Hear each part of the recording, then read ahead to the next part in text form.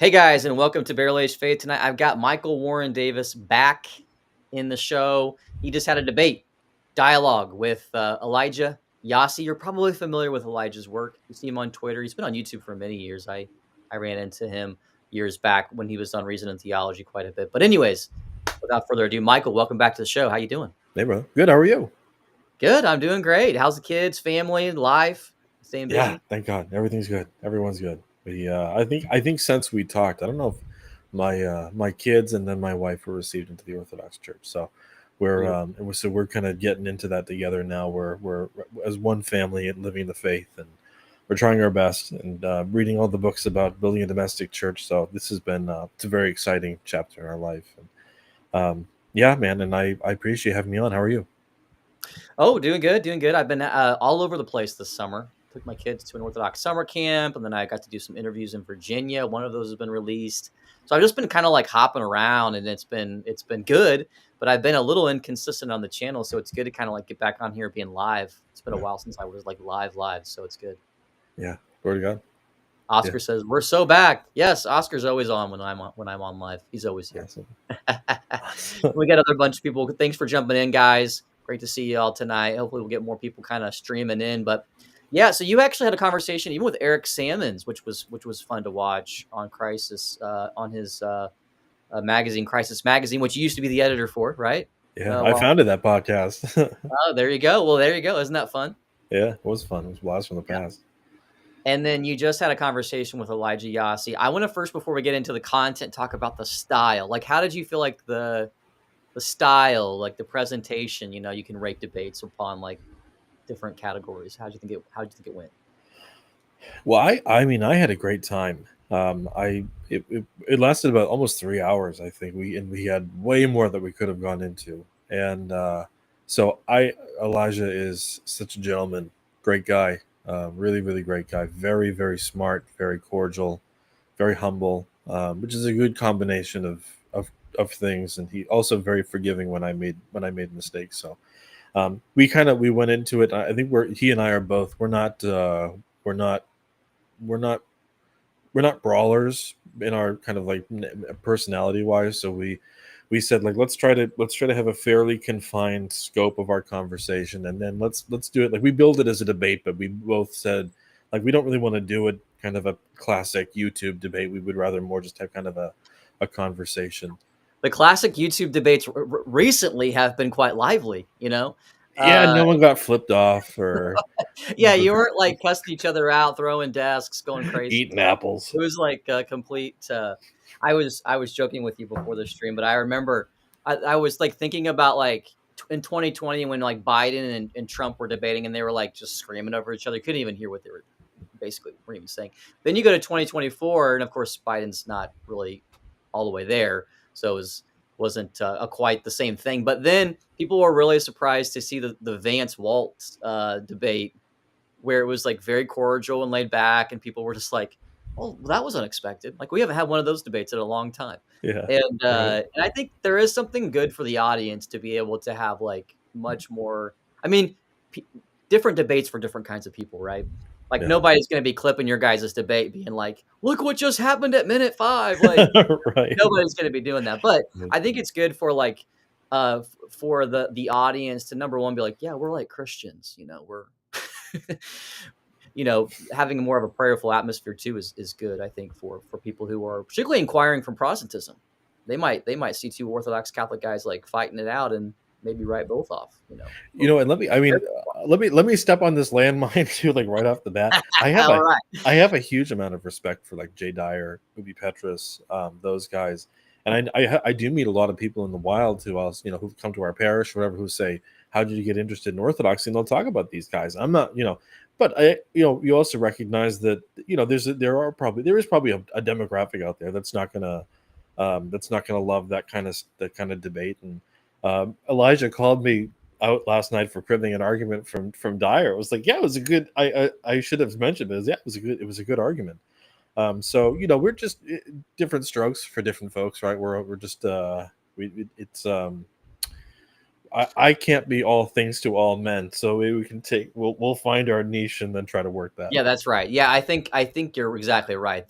People have different gifts, people have different styles, and even kind of the YouTube thing is kind of like that anyways. I mean, people ask me like, what is YouTube and what does it mean to have a show and what does it mean to have a podcast on YouTube? I'm like, well, it can be just about anything. People are like, Right.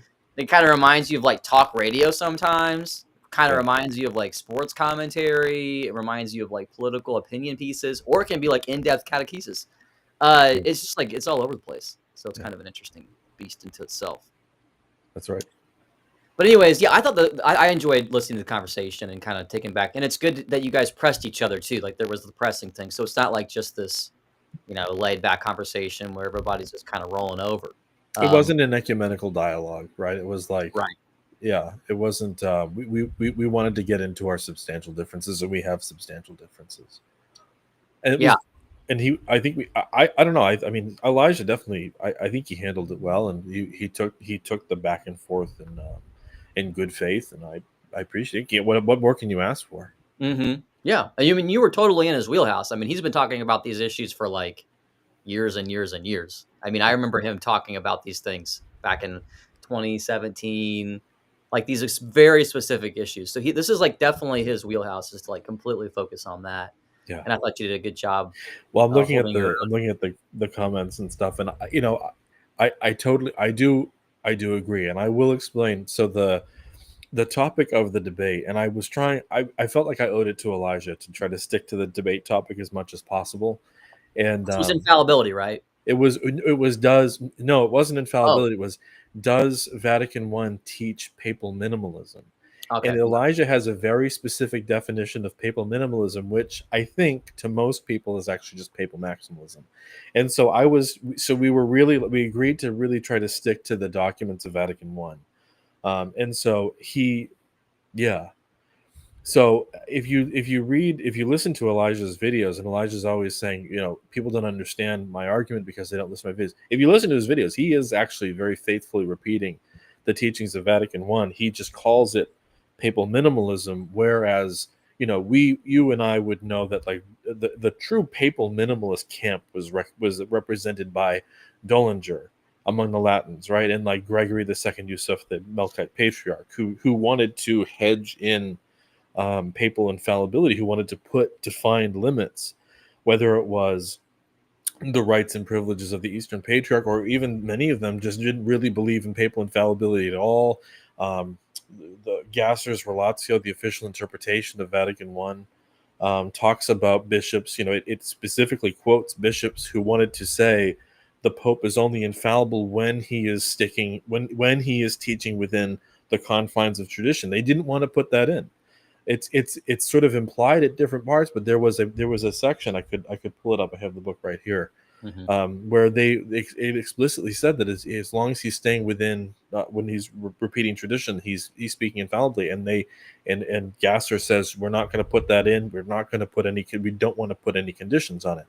So I guess I probably spent too much time trying to show him that your interpretation is correct, but it's not really minimalistic. No one would consider that a minimalism.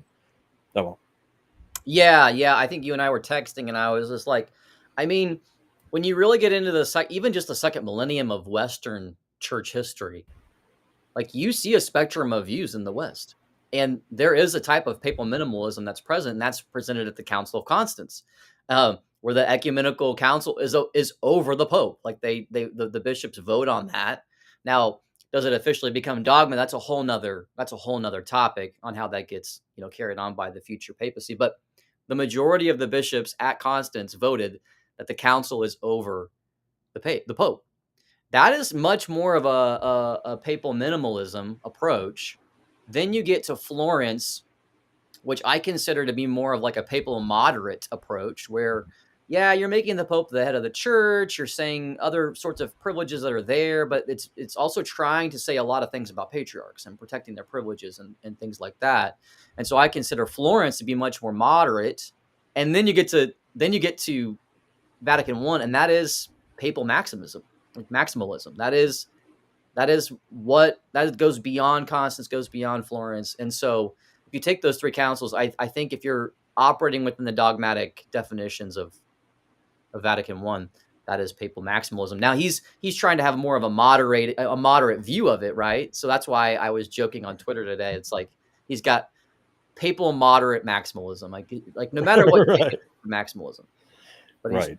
he's trying to say, but he's going to consult the bishops because of the Swiss letter and the German letter. Right. Yeah, that was kind of I was trying to get at that point where it's saying like Xi Jinping has should consult the party, but what if he doesn't consult the party? Well, then he speaks with the mind of the party anyway. That's what the leader is. It's well, what if he actually doesn't agree with the majority of the party? Well, that's okay because he's this is a kind of, if you frame it as I tried to do, maybe unsuccessfully, but in political terms, you see that that's actually a fairly purely autocratic system. And I wish I could remember the name. Is it Cardinal Marini? There are some anecdotes from Vatican I that are probably, as you point out, Kyle, more more legendary, like the one about Pope Pius stepping on the Melkite Patriarch's neck, Yeah, or may whatever. or may not be true. I mean, Dr. Tuchinski, I was just reading that today. It was like it's definitely questionable on whether that happened, but there definitely were things that did happen where the Melkite Patriarch was definitely not on board with the Vatican I definitions. He was much more writing in Florence definitions when he signed it. Right, and that shows how far it's come, right? If he's entering in the qualifications from the Council of Florence, it shows that Vatican I was even more extreme than Florence, because he was using Florence to hedge and to qualify, and that was rejected, right? Yeah, there So were 80 Eastern Catholic bishops, and 60 of them left before the vote took place because they didn't want to scandalize the Pope by voting no, because he wanted he made it clear that he wanted like a very big majority, and so they left. Yeah. I think even one of the other anecdotes that's I think that is confirmed is the famous one about was it Cardinal Marini? Dude, I don't remember his name. He's an Italian cardinal, saying essentially what this proposition that Gasser shoots down, where he says, the Pope's infallibility cannot go beyond the limits of the Church's tradition, and that's when Pius famously says, "I am the tradition. I am the Church." I'm pretty sure that anecdote is confirmed. I think that's considered And his all of book. the Tuchinski and O'Malley. I mean, O'Malley is kind of like he's It's in a O'Malley, I Roman think. Catholic historian. He's the one that he totally like. He doesn't mention like the Melkart Patriarch being stepped on by the Pope's foot, but he does mention the I am tradition one for sure. Yeah, that's right. Yeah, Yeah, no and doubt. that's That seems so again. What's minimalist about that, and what is and I the other thing, and as you're kind of suggesting, Kyle, and as Elijah admits, he says, he said I came up. He said I started framing it. I'm trying to be fair to him. He started talking about papal minimalism because he got involved in this debate because he was concerned by the number of Catholics that were kind of balking at the papacy and then becoming Orthodox. So this is kind of an explicitly apologetic framing. He has an agenda in the way that he's talking about these things, right? But there's, again, I think that from an apologetics perspective, if you do actually sit down and listen to Elijah's videos, you're you're getting the exact same kind of papal absolutism that scares, rightly, I mean, frightens a lot of Catholics and Protestants and Orthodox. He's just calling it papal minimalism, and kind of, I think, hoping that that's gonna it like his point is basically it could be worse, right? And but that's but I think that that's kind of the question. Could it have been worse? Because he's one of the examples that he gives is he says, the Pope, for instance, the Pope can't say that he can't define infallibly that Mary is the fourth person of the Trinity. The Holy Spirit would prevent him from doing that. But I don't think there's anyone in history who ever thought that the Pope could say that something so flagrantly wrong, that Mary is the fourth person of the Trinity, and you have to go along with it. I don't think anyone ever believed that the Pope, right, who ever taught that the Pope has the right to infallibly define things that explicitly contradict the earlier tradition. The question is, it's an epistemic question. It's how do you know the tradition? And Elijah's point ultimately is that the only the only real, and I mentioned this, I said this almost word for word in the debate, and he more or less acknowledged it. The only real check on the Pope's power in his system and in Vatican I is the Holy Spirit. That is, and Gasser talks about this explicitly, and Elijah admitted it, that the only thing, when push comes to shove, the only thing or person or whatever that can stop the Pope from teaching error, if he sets out to do so, and to do so ex cathedra, is the Holy Spirit. The Holy Spirit will strike him dead or whatever. And that's, again, not minimalism by anyone's definition. Yeah, I mean, I think it's one of these issues too where there needing to be even just transparency around when a dogma is proclaimed, and it's the best places for that to happen within a council where bishops can vote and be transparent about what they think, rather than, well, I consulted the bishops, sort of, or they wrote to me and I summarized what each letter said specifically. You don't really know that process. I mean, we've kind of been recently, recently we and I were just discussing this, but even those files being found on even how Pope Francis recently consulted the bishops about what they thought of the traditional Latin Mass, and we were kind of spun one thing, right? Yeah. And we found out that in reality, it seems like most of the bishops were not wanting it to be restricted. Yeah. And so that's one of the issues about when you don't take a potential dogmatic proclamation, when that's not being done in a council transparently with bishops voting and being able to clearly say what they think, you're going to have issues about what that looks like. But this is a test case for, I always say that there's two questions that you have to ask a Catholic when it comes to the question of papal minimalism. What can't the Pope do, and what are you going to do if he tries? And so this is an example of, the Pope, when he makes these major decisions, like, should you suppress a certain rite, a certain use of the Roman rite. The Pope should the Pope consult the other bishops? Yes, and Pope Francis did consult the other bishops, but he still disagreed with their conclusion, and he went ahead and did whatever he was going to do anyway. So the bishops didn't rubber stamp his agenda, and he didn't care, and he powered through. Does that worry anyone? Does that seem to anyone like that's how the church should work? Does it seem to anyone like that's how the church worked historically? And I use the other example. I mean, I use it all the time. Bishop Strickland, when Bishop Strickland was deposed as ordinary of Tyler, Texas, he was not accused of any malfeasance, financial, sexual, at all. He was, but I mean, there was nothing explicitly. He wasn't explicitly accused of anything. He was simply deposed, and he had no right or ability to appeal his deposition, because Canon 1404, Section 3, I think, or Canon 1407 in the Code of Canon Law says that. Well, 1404 says that the first see is judged by no one, and then I think one to three canons later, it says that the Pope cannot be sued. The Pope's decisions cannot be appealed in an ecclesiastical court unless he gives prior permission. So you can't sue the Pope unless the Pope gives you permission to sue the Pope first. And so, in theory, you'll see all these documents both in Vatican I, but also the Pius IX's letter to the German bishops, that say that, of course, the papal infallibility, papal supremacy, of course, these do not trump or usurp the rights of the local bishops as the successors to the apostles, etc., etc. But in practice, the Pope can actually appoint and depose any bishop on the planet for any reason whatsoever. And even if he, between those two events, the appointment and the deposition, the Pope has the Pope's jurisdiction over the entire church is episcopal and immediate. He can override any decision made by any bishop anywhere on the planet. So if the Pope can appoint you at whim, dismiss you at whim, overrule anything that you do, and then institute new ordinances at his own whim, and without consulting you in the least bit, in what sense are you still a successor to the apostles? In what sense are you still even a bishop? There's no episcopal authority left in the Catholic Church except for it with the papacy.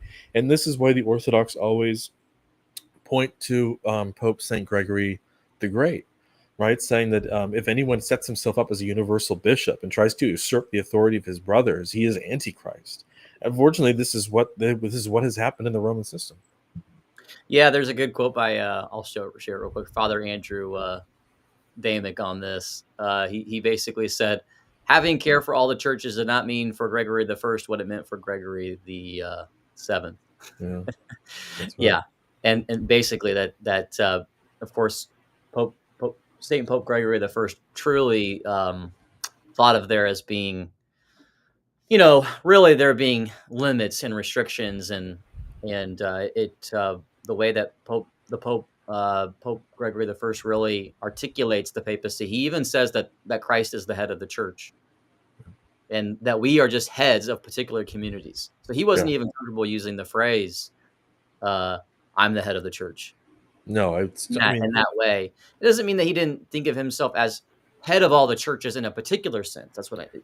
you have to be careful about sort of balancing those two phrases, right? I'm the head of the church versus I am the head of all the churches.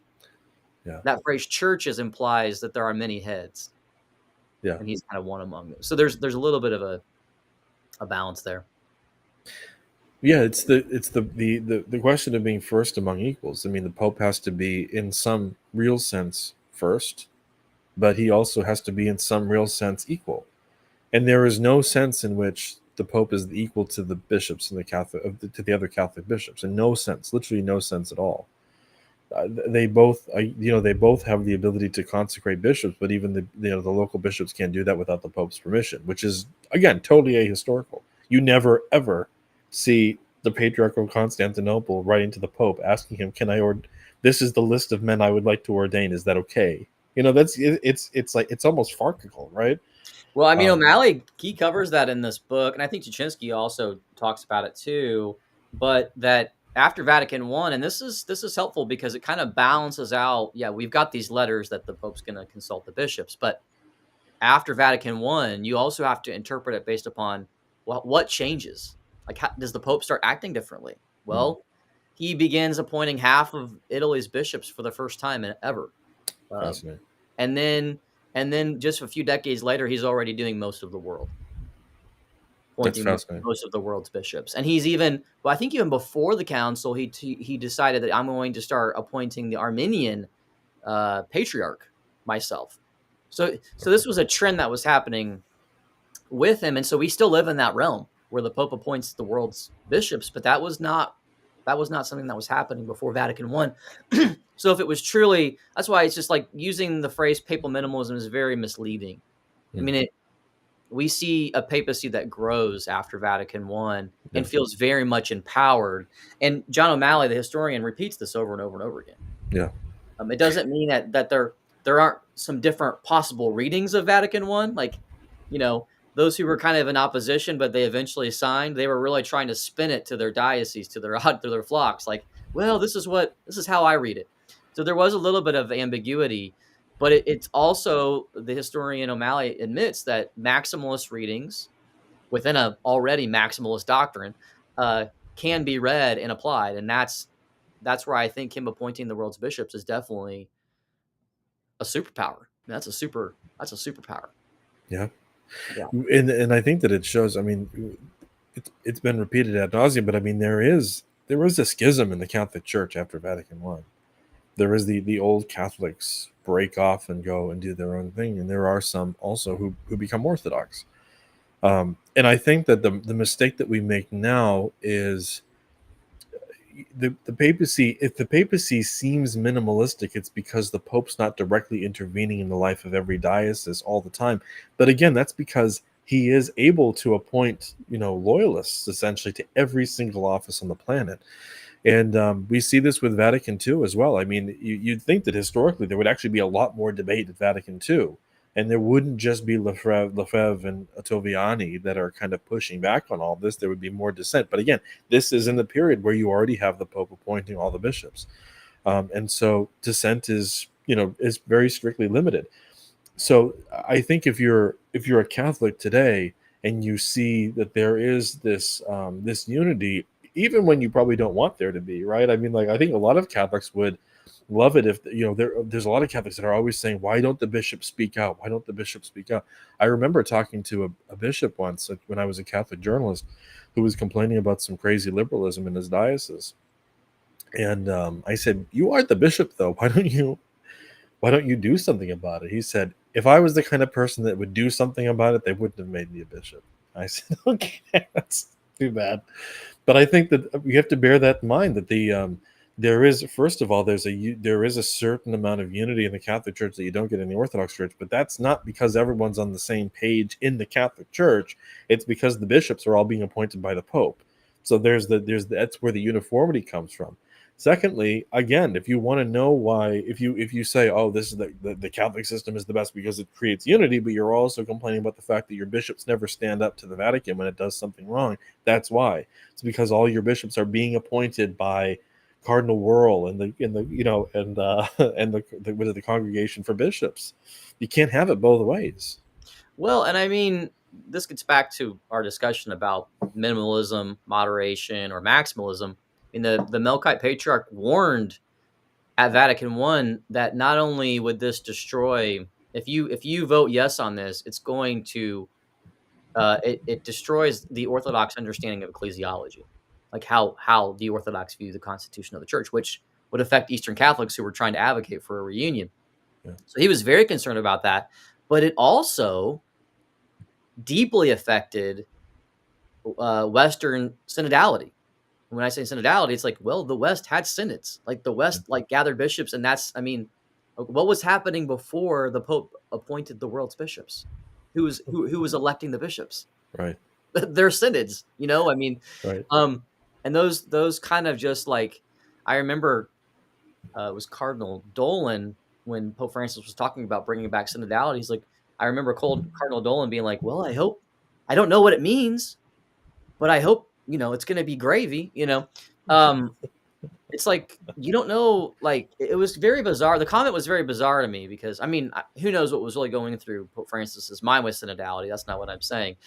But I just assumed that someone like a cardinal would understand that like synods were a pretty big part of the Western Church, and that's how bishops were elected, and that's basically how things were generally governed. And then you would appeal to the Pope for different things.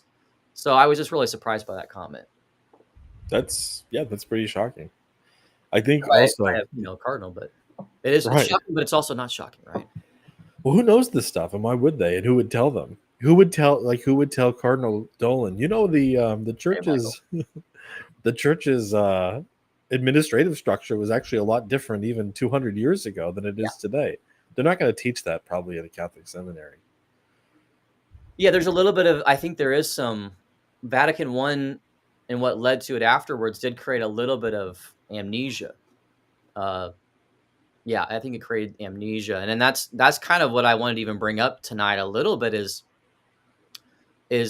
I was talking about Constance being true papal minimalism. Like that's the papal minimalist position. But what people are not really aware of is that position lasted almost all the way up to Vatican I. Mm-hmm. Now, I'm not saying that it was the majority all the way up to Vatican I. It was the majority at Constance. I mean, the majority of the bishops said the council was over the Pope, so we know that most of the bishops voted on that. Mm-hmm. But what's interesting is that when Florence comes around, well, what was going on? Well, the Council of Basel was happening, and then Florence broke off of that. At Basel, that they were the ones who were basically the Constance bishops saying, we don't agree with these types of papal powers. The Pope goes and starts another council, invites the Orthodox to that. But what's interesting is that those people never accept Florence. But then fast forward, their successors down the road, when they get to the Council of Trent, there are bishops there that don't accept the Florence statement on the papacy.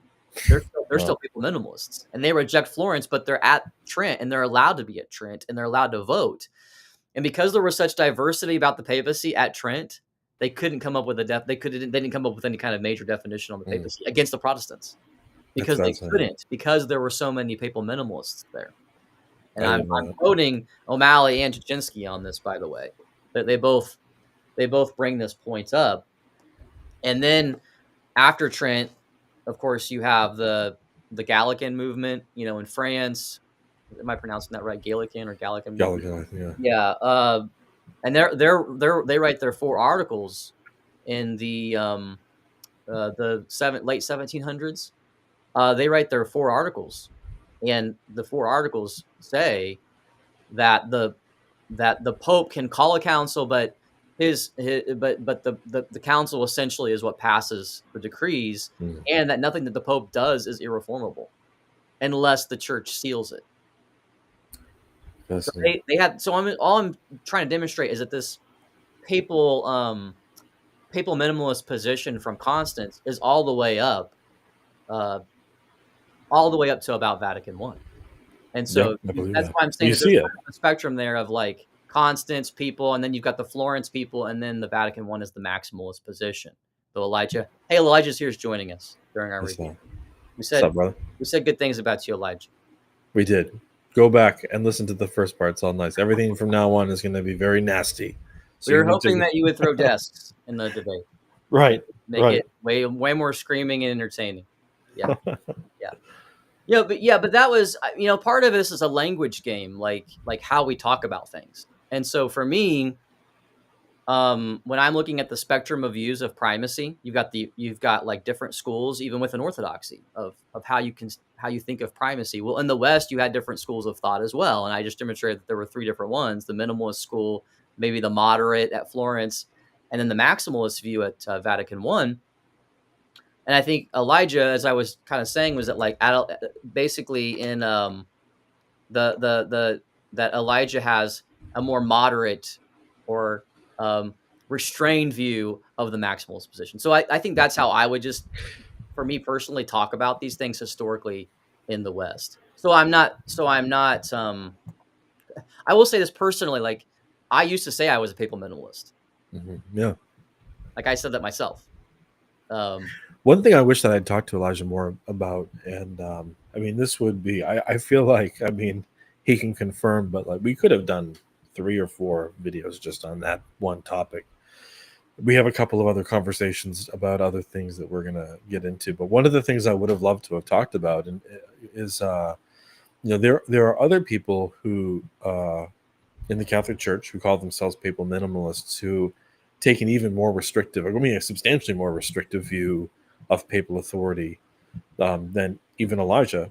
Like we were talking about Professor Peter Kwasniewski, who I mean, I believe says that the Pope doesn't have the authority to abrogate the Latin Mass, um, which is, I mean, it's a pretty it's a pretty huge claim, and so there are, even within, I mean, I think you could objectively say, even within the spectrum of papal minimalism, Elijah's not in the minimalist wing of the minimalist movement. He's sort of a maximalist minimalist, if that. So yeah, I think that this was, I think this is also important to talk about too, because personally, I mean, I have nothing against him. I actually, I really like Peter Kay. I don't mean this to be offensive.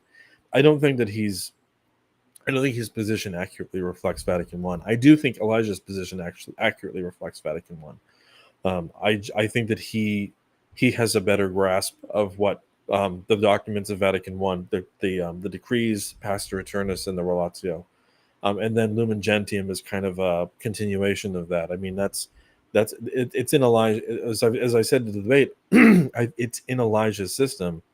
Um, it makes more sense. I just don't think it's a minimalist position in any meaningful sense. Whereas I think that a true minimalist, almost, you have to be doing what Peter Kwasniewski is doing, which is kind of resisting the spirit of Vatican I. You know what I mean? It's like kind of pushing back on that and saying, okay, maybe we need to kind of define that down a little bit.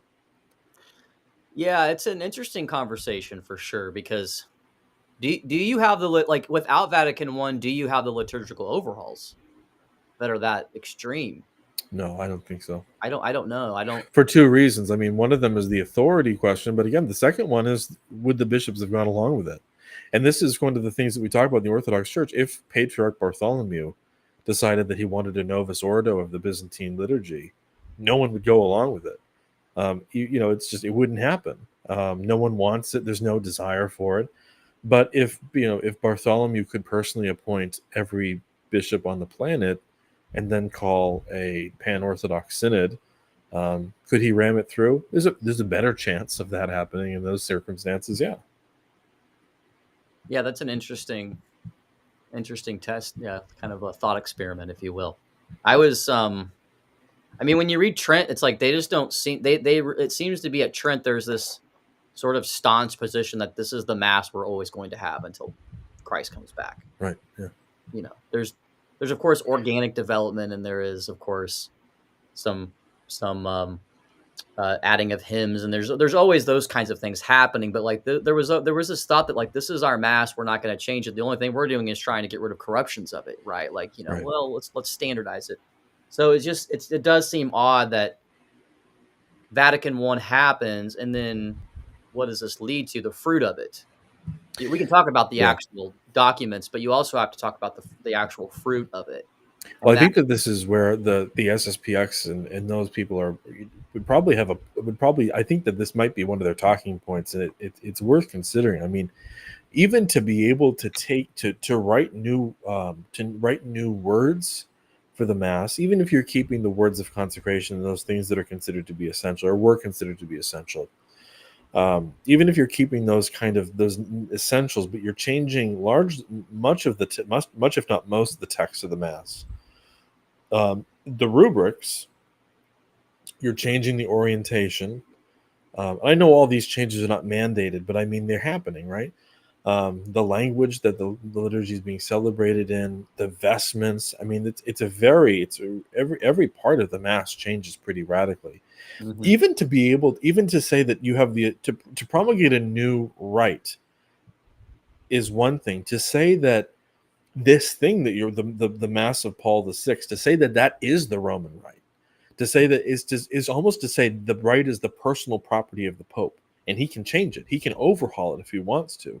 That to me is that's a pretty radical statement. Again, it would almost seem more plausible for instance, the Pope to promulgate an Anglican rite, which is something that's separate from the Roman rite, right? And that's something that could be practiced by ordinary groups. Then to have virtually a new mass, and to say this is actually the Roman rite. That's almost to say that the Roman rite is the property of the Pope, that he can do whatever he wants with it. He can even, because there's an admission of a great enough difference that you have the ordinary and the extraordinary form, right? I mean, there's an acknowledgement there that there's a significant enough departure that you have two forms of the Roman rite. But the Roman rite is something that evolved organically over time. How can you have this ancient organic liturgy, and have that is one form of the Roman rite, and this other thing that was written by curial bureaucrats in the 60s, that's another. They're essentially the two forms of the same thing. I mean, it's kind of double thinky if you think about it. It's kind of it's kind of a lie, and it's only not a lie if you think that the Pope can, if your real sort of your acting premise or your mo is that the Pope can pretty much just do whatever he wants. Yeah, some of the pushback at Vatican I was, is this definition really all that necessary?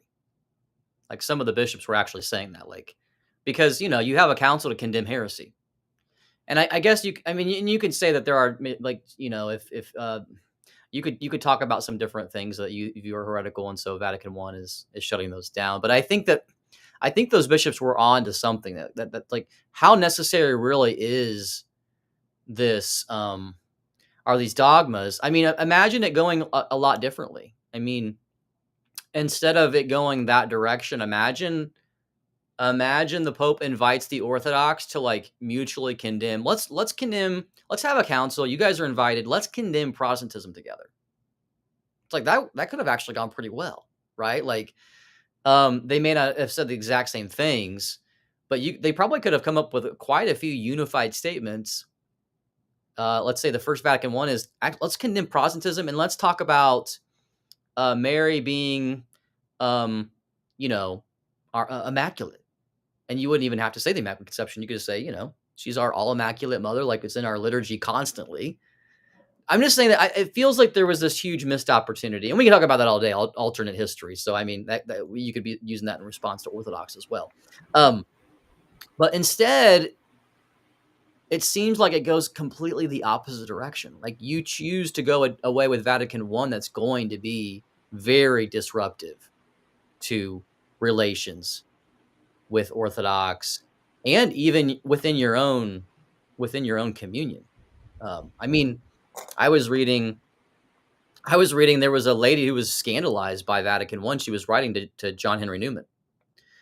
And in England at the time, the catechisms taught against infallibility. Like the catechisms of England said that the popes, like specifically said that the pope's not infallible. So, I mean, they would have had to like literally like rewrite their catechisms after that. There were different opinions. There were just different opinions circulating. Some who thought yes, some who thought no. And in England, there was a catechism that said no, he's not infallible. So then you've got this statement. And so not only do they have to change their catechisms, but people are a bit scandalized. And so John Henry Newman's trying to be a good pastor and like, well, let's wait and see how it all shakes out.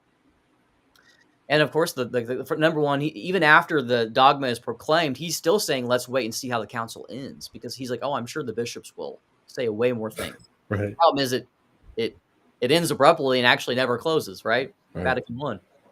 It doesn't officially close until Vatican II. Which I didn't realize that until a couple of years ago, that Vatican II was the one that actually officially closed Vatican I. Right. Well, I think Elijah talked about in his recent video with Christian Wagner that your view of Vatican II will be changed if you understand it as a continuation of Vatican I. I think that's absolutely true. I think that especially with things like Lumen Gentium, but maybe not in the way that, I mean, I think one thing that people are for instance, one thing that people are often struck by in Lumen Gentium is just how papalistic it is. You go into Vatican II and you obviously, that it promulgate, it helps to promulgate the new mass, or at least sort of sets the groundwork for it. And you assume that there's going to be some kind of like hippy dippy qualifications on papal power. And there's not. Lumen Gentium is as strongly papalistic as anything in Vatican I. That's surprising. And I think that, to your point, Kyle, there's John. I'd heard this as a rumor. I looked it up and I confirmed it. It's true. I mean, John Henry Newman in the lead up to Vatican I was, literally praying for the Pope's death. He was saying there's nothing that can stop if there's nothing that can stop the council from happening now. Then we have to just hope that God takes the Pope and then gives us someone with more sense. He was in the camp of cardinals who believed that infallibility was true in some sense, but did not want a dogmatic definition. And I think that this is another kind of important point, is that councils are convened to. People forget this. I mean, in the first millennium, councils are convened to condemn error and to protect orthodoxy. When you hear Catholics talk about how orthodoxy is stagnant because we can't call an ecumenical council, the ecumenical councils were not called to develop doctrine. The ecumenical councils were called to refute heretics.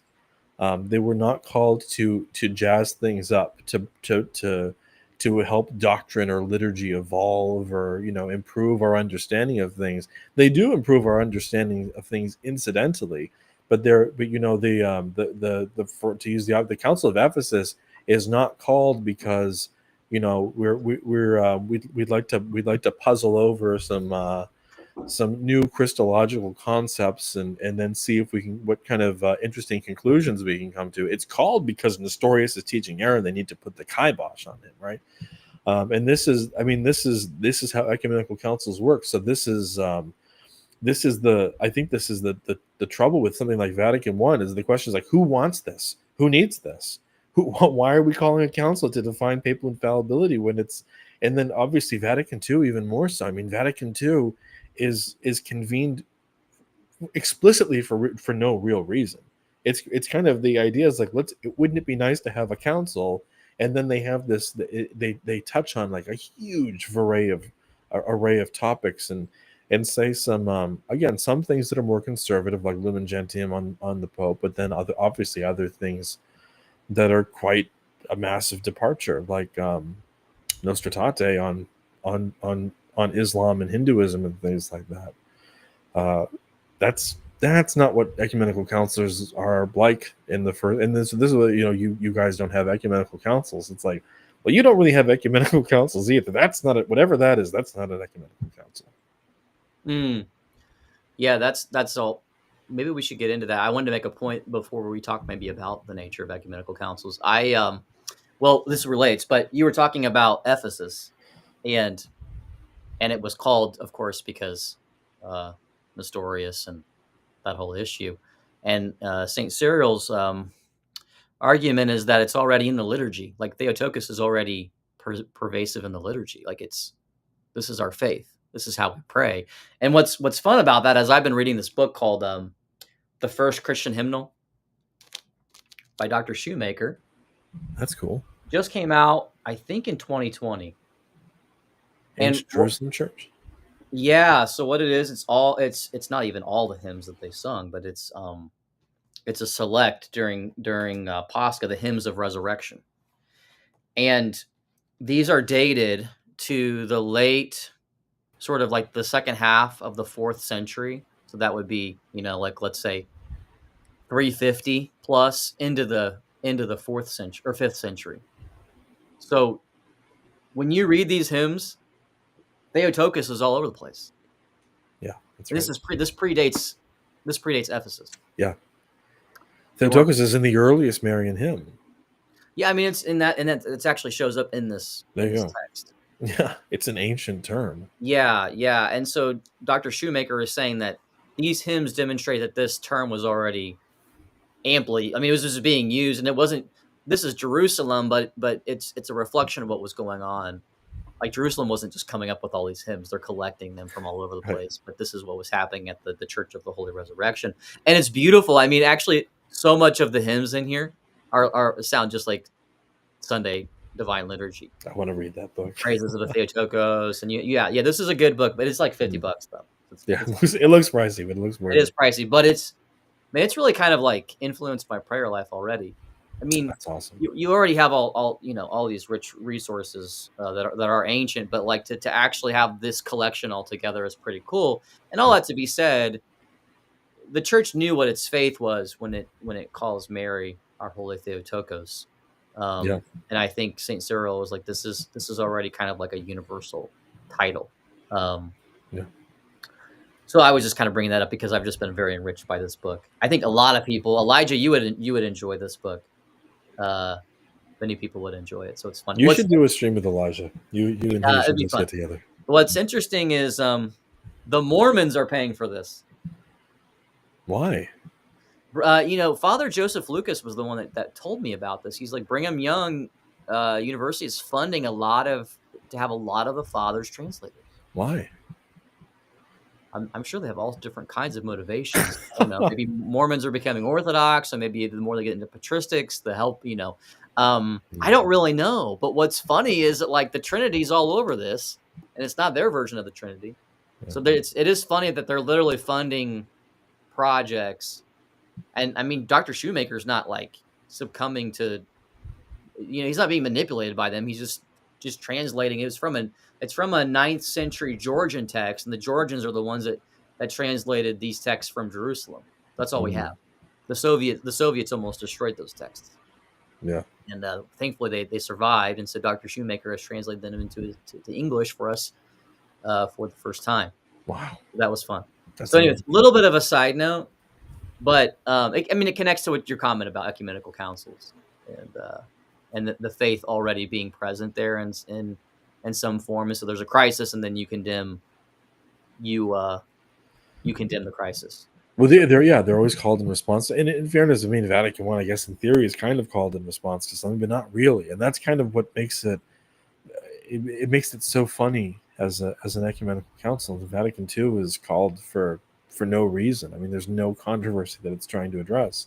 It's just let's open the windows and let the fresh air in. which is a very again just in sharp. But I think that this is something that I think it's a huge point of difference between Catholics and the Orthodox that we don't talk about. When Catholics talk about Orthodoxy being stagnant and unable to develop or to progress or things like that, I think there's a kind of I think there's a fundamental misunderstanding of what the church is for, right? The church is there to baptize, to commune, to preach the gospel, and its mission is difficult but actually very simple. And the mission is not to turn everyone on the planet into a theologian. It's just to get people to heaven. And the tools that you need are few and quite simple, and also very, very ancient. And so this idea that we need to be always calling ecumenical councils and always publishing new encyclicals to improve our understanding of, the Immaculate Conception and what is the relationship between original sin and the Virgin Mary, and can she be called mediatrix of all graces, or is she in some sense co-redemptrix or even co-savior? And this like these all these inferences and extrapolations on built dogmas upon dogmas upon dogmas, and we're always, our library is always getting bigger and bigger and bigger and bigger. That's not how you see the early, whether or not that's correct, whether or not that's good, that is not how you see the early church work. You do not see the early church constantly trying to define new dogmas, just hungry for more dogmas, more teachings, just scrapping for any excuse to call a council so that you can promulgate new dogmatic definitions. That is not what you see. You do see obviously an incredible flourishing of theology, but what you don't see is all these great theologians, all the fathers, climbing over each other, trying to get their interpretations, their understandings dogmatized and put on the books. They're not they're not trying to, and this is why, I mean, and you see this too. I mean, the number of the volume of papal encyclicals just explodes. It increases exponentially. There's just more and more papal encyclicals being put out over the second and into the third millennium. Just like I think John Paul II, um, what did he more than doubled the number of canonized saints in the Catholic Church. There's this kind of appetite, the more and more and more mentality that is absent in the Orthodox Church, but also absent in the early Church. Yeah, I mean, it gets into this kind of tricky territory of so when Vatican I gives you these parameters for declaring dogma, it also starts talking about like ordinary magisterium and there being infallibility within that. And so do you think that there's something even retroactive about what Vatican I was doing to pass papal statements? Because, Oh yeah. I mean, that's kind of an obvious question. Yeah, I mean, Yeah, but Gasser talks about this. He is wrestling about this. He's saying, um, we've concluded that there are such things as ex cathedra statements. However, we can't define what the form of an ex cathedra statement is, because presumably it has to have been used in the past, and the previous popes who were pronouncing things infallibly were not aware of a form, so we can't invent one now. And and a lot of Orthodox apologists will bring this up. They'll say part of the problem with the Catholic system is that there's no infallible list of infallible statements. No one knows what counts as an ex cathedra statement. This is actually something Gasser talks about in his Relatio.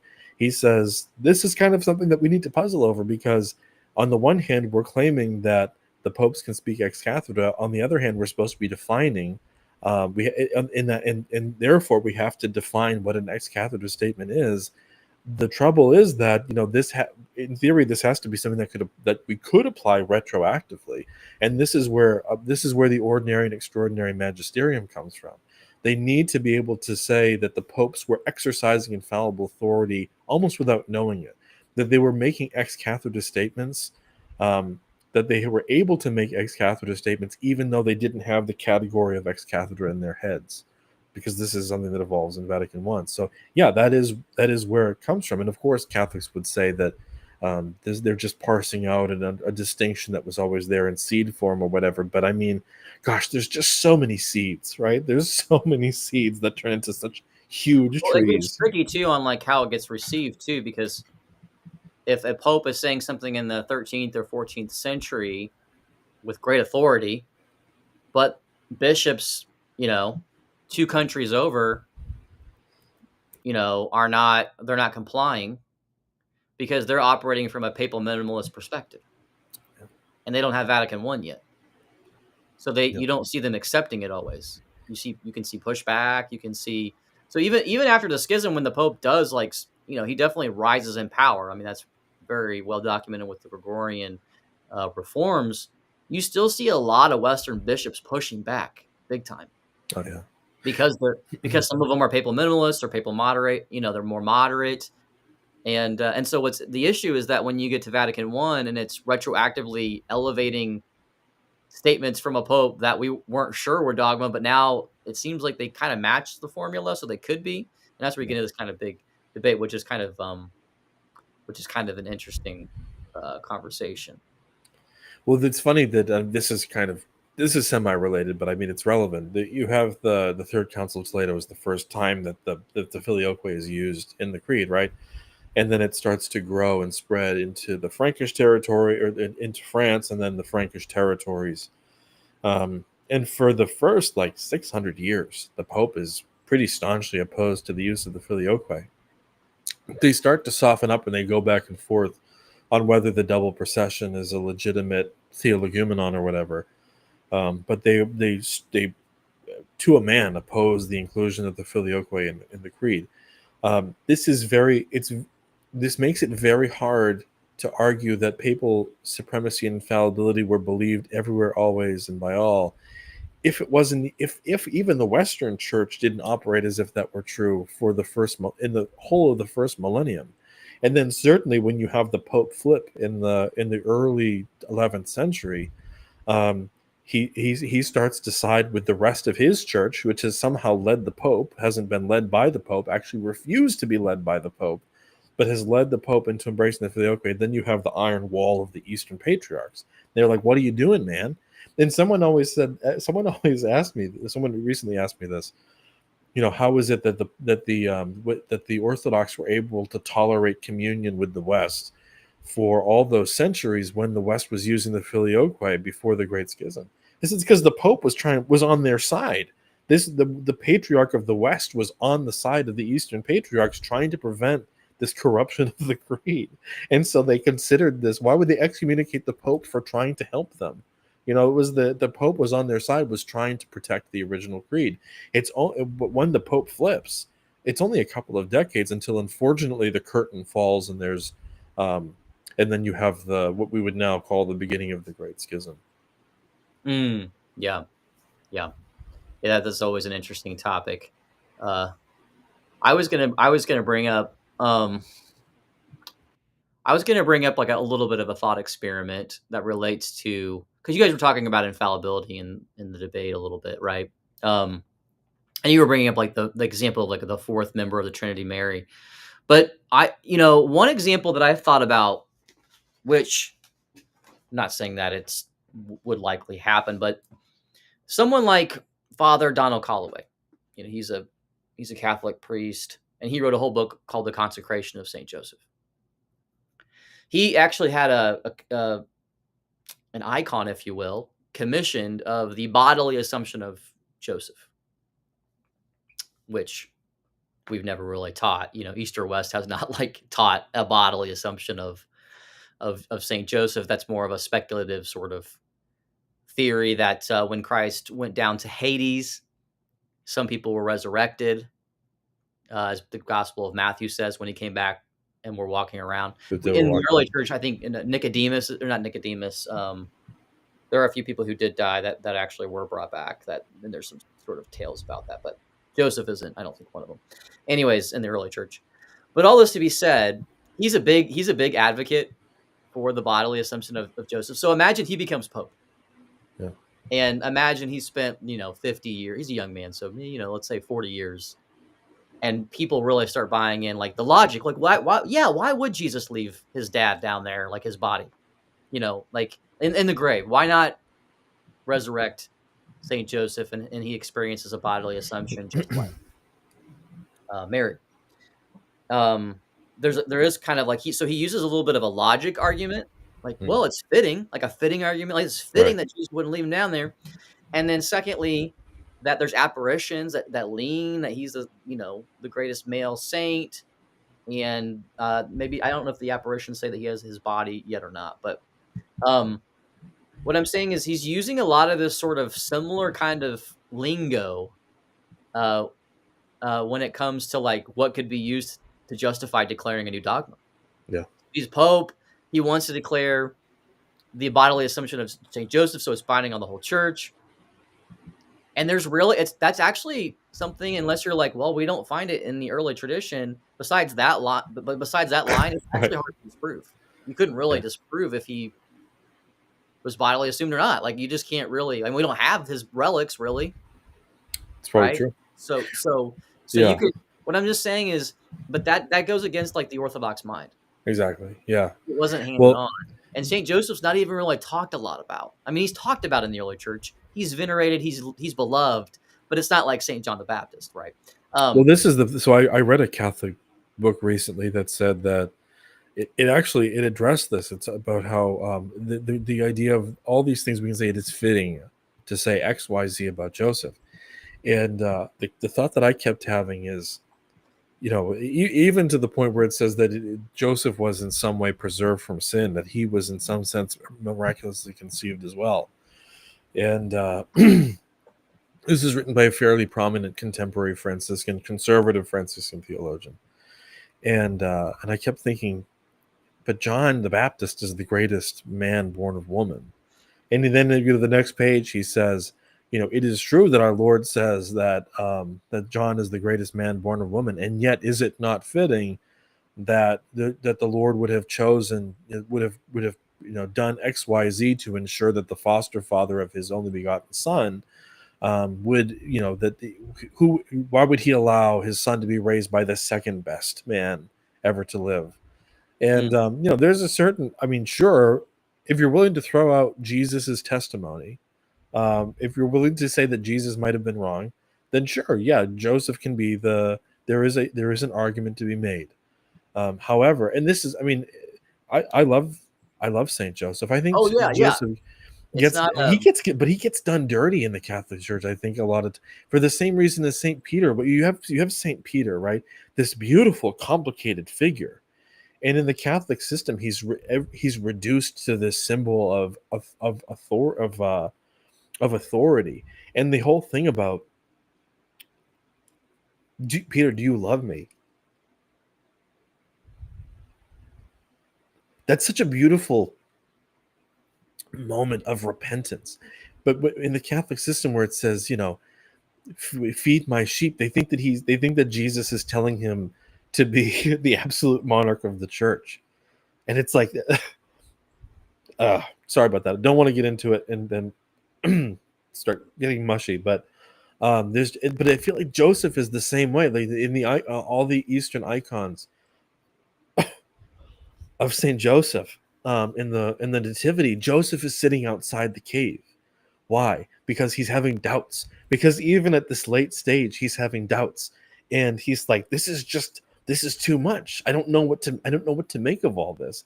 Did she cheat on me? Is this really the Son of God?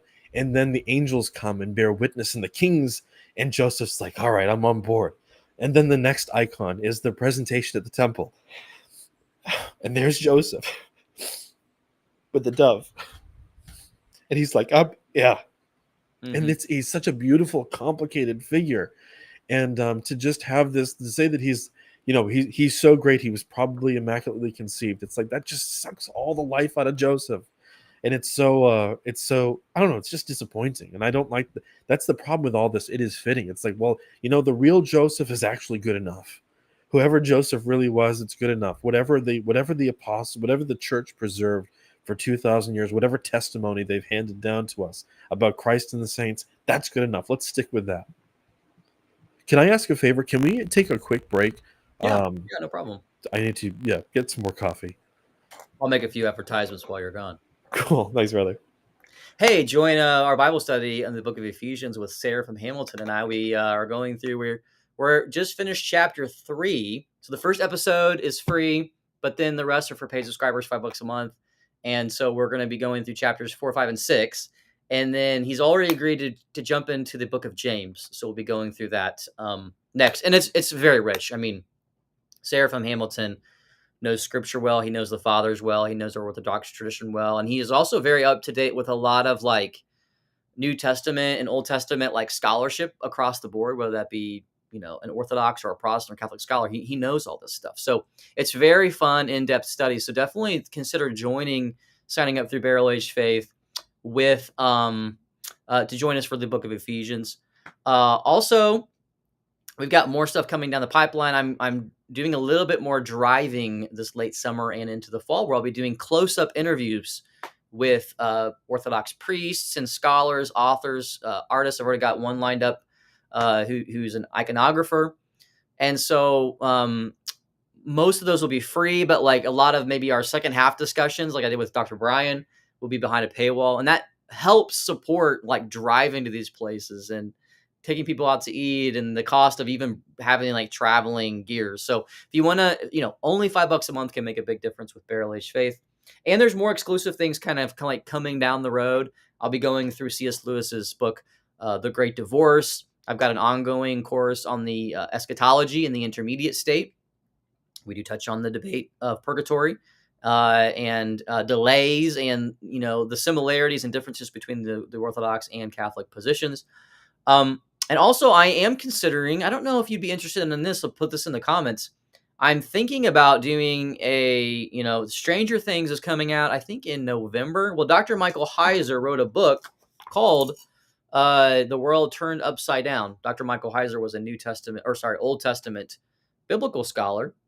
And this is a little book he wrote on Stranger Things. He was a big fan of the show, not saying that he loved everything about it and I think he only watched all the way up to season 3. He died of cancer.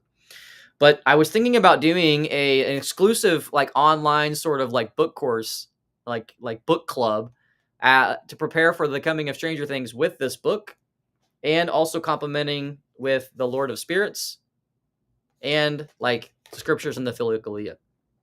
So if you're interested in something like that, put it in the comments, whether it's live or if it's later on. I'd be really interested. Maybe nobody wants me to do that. That's totally fine. I just think it would be kind of fun to do a little bit more movie, film-based things and integrating the unseen world, the Lord of Spirits, and spiritual warfare that the Desert Fathers talk about quite a bit. So if you're interested in that, just kind of let me know. We got comments coming in. But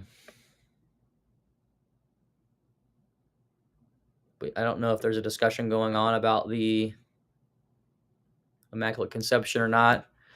Elijah has spent many years in these Orthodox Catholic conversations about the Immaculate Conception. I've read many of his articles in the past. He is someone who thinks deeply about these and wants to unify the different thought streams around that. So I do appreciate that. But that is a whole nother interesting conversation when it comes to, Catholics and Orthodox both hold her as someone who is immaculate and never committing a personal sin.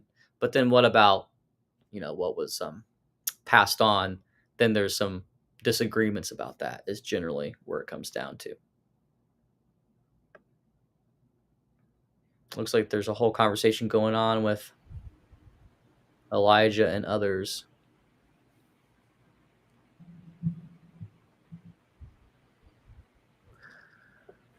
Yeah, Oscar said something about, let's see, I might ask my priest and theologian from church whatever happened to St. Joseph and if there's a book about him. Yeah. Actually, I know of Catholic priests and catechists who have actually pushed back against kind of Father Donald Calloway's kind of book a little bit and critiqued it, just because it's one thing to talk about speculative thoughts, but to have like a whole, icon commissioned, it kind of leads people into the impression like when you make an icon of something or you put it in the liturgy, there is something official about that.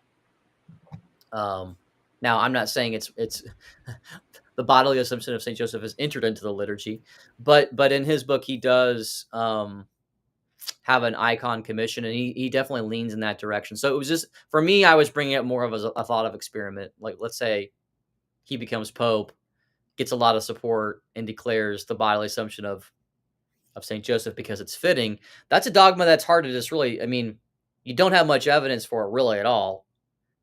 You'd have to make logic-based apparition arguments, but it's also hard to disprove that it's also wrong. I mean, you just don't. It's just hard to one way or another. So um, that was an example where I'm like, if you had that in a council, though, I don't think it's gonna pass. But if the Pope can go solo because it's a pet thing that he likes, and if he can get enough sort of like people on board, Yeah. then he can declare it. Again, none of this is proving or disproving these things. I think what Michael and I do a lot of is building plausibility structures. We think that the Orthodox story is the original one. It's ecclesial structures, and it's the most plausible. Um, that's kind of my take. I think this is maybe another thing that's kind of hard to communicate sometimes to Catholics. Not Elijah. He's more thoughtful than this, but sometimes I shouldn't have even said that. I mean, I don't want to. I'm not trying to disparage anyone, but sometimes we were talking about, there's this. Well, I mean, I'll name him because he's a big boy. He can take it. Trent. We were talking earlier, Kyle, on the phone about Trent Horn when there was when Pope Francis came out and changed the catechism about the death penalty. And Trent Horn did a video and said, "Well, there's 5 ways that you can interpret this that it's in accord with tradition." It's like, at that point, it's like, okay, you're promoting a non-falsifiable system at that point. If you're starting from the assumption that the papacy is true, the papacy is infallible, therefore, you'll just find ways of interpreting whatever the Pope says that makes it seem traditional. Then you've made your bed, but that is a fideistic system. It's not something you can really defend, in an apologetic way. And I think Orthodox see Trent, and I know that he means he's a serious and an intelligent guy. I really like Trent Horn, but he doesn't realize that when you're Orthodox and you look at that, it's like, I know, Trent, that you can cling to your view if you try hard enough. You can believe anything you want if you try hard enough. The question is whether or not this is plausible. And I think that the obvious read of what Francis did is that he was contradicting. If he's saying that the death penalty is morally impermissible in the 2018 catechism, but the 1997 catechism says that it's okay only in limited circumstances, that is a contradiction. They're saying 2 different things. And another thing that Elijah and I were talking about, Catholics say that the definition of ex cathedra, or the exercise of papal infallibility, is very circumspect. It's actually not. Gasser says that whenever the Pope is speaking on faith and morals, and defining what must be believed or rejected by all Christians, that is when the charism of infallibility kicks in. While promulgating a catechism is certainly Pope Francis speaking on faith and morals in a way that's supposed to be instructive to the whole church. The catechism is the textbook of Catholic theology. It's a theology 101.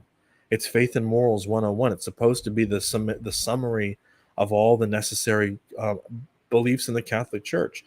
So absolutely, the catechism has to be an exercise of papal infallibility insofar as it's promulgated by the Pope. That is the Pope teaching faith and morals to the whole church. And Gasser, someone pointed out in the comments, yes, Gasser says that there have been thousands of infallible statements, of ex cathedra statements in history. So there's been 2,000 years of church history. There's been thousands and thousands over 2,000 years. Then we're talking about hundreds per century, right? So that's when it begins to look more and more, when people say, "Oh well, not fiducious supplicans." What am I thinking of? Pope Francis is really controversial one about divorce or whatever. It's like, well, that's not ex cathedra. Well, it probably is. Statistically, it probably is. If there's thousands of infallible statements made by popes over the centuries, statistically, Francis made a couple dozen infallible statements. Just follows. it just gets into a weird way of thinking. And I think even Joseph Ratzinger was kind of picking up on this, because he's like, he talks about this in Introduction to Christianity. I got that right behind me, but he's like, we don't like, because he was pushing up against a lot of liberals who are like, well, it's not ex cathedra, therefore we can change it. He's like, well, not everything has to be ex cathedra. It's like he's like, we have the fathers. We have, like, he was very much into the fathers, and he was very much into like the sense of scripture and the sense of the fathers, the mind and spirit of the fathers. And he's trying to really he's trying to walk this line of like not really being a liberal and not really being a trad, but yet he falls into a lot of different pitfalls here and there.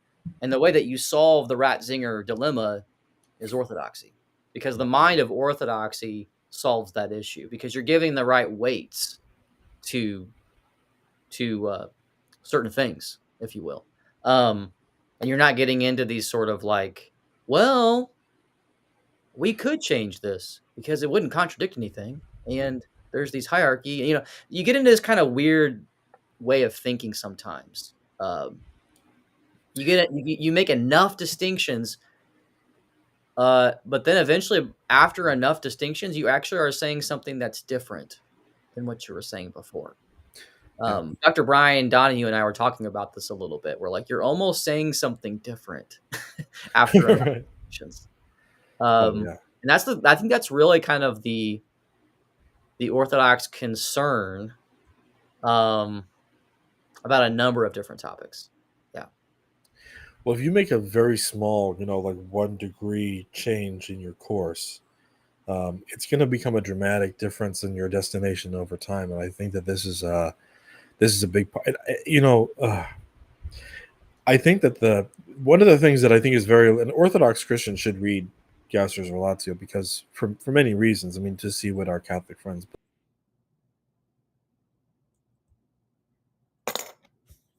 Oh, looks like we That really strikes me. He says the papacy was given to the church in order to rule it, to ensure that it never lacks anything and always finds good pastures. So I think a lot of Catholics, when they think about the papacy, about infallibility, ex cathedra, and these things, I think they think of kind of like the net that runs around the perimeter of a battleship, where it's like it's just there in extremis, right? It's just to make sure that no one falls off the edge completely and goes into the sea. That's not how Vatican I talks. Vatican I very clearly wants there to be a papal-centric church. That's very clearly what Vatican I is teaching. That's what Pius had in mind when he said, "I am the tradition. I am the church." Whether you want to say he's right or wrong, it's just foolish to say that Vatican I didn't envision a papal-centric church. The Pope, who presided at Vatican I, literally said, "I am the church." And the documents reflect that fact. But I think the other critical issue too is if you believe what Vatican I teaches, which is that the Pope is infallible whenever he's speaking on faith and morals in any capacity, as long as it's for the whole church, and that the Holy Spirit will intervene to make sure that he doesn't teach error. And if you have this kind of "I am the church" mentality, that the Pope is there to rule the church, to make sure that it lacks nothing, always has safe good pastors, etc. Why don't you want a papal-centric church? Why don't you want either you have the infallible Pope calling the shots, or you have one of thousands of infallible bishops? Why don't you want the infallible Pope to do everything? That's where the cult of the papacy came from. It's not the fact that John Paul II was handsome and climbed mountains. That's kind of it's always, oh, well, John Paul II was this, was this celebrity. He was very good looking, very charismatic. He was friends with all the President of the United States and the British Prime Minister, and he brought down the Berlin Wall and things like that. And so we still have this George Weigel worship of John Paul II, and that's where the cult of the papacy comes from. No, the cult of the papacy comes from everything from Dictatus Papae down through Lumen Gentium. It's the Pope for the last 1,000 years since the Great Schism has been carefully building a papal-centric church, and that's only just now. But that is what That is what the so-called papal minimalists, possibly excluding Elijah, who I again love you, man, but I don't think you're a minimalist. I That's what they're pushing back against. People like Eric Sammons, again, great guy. Peter Kwasniewski, great guy, saying, well, the Pope isn't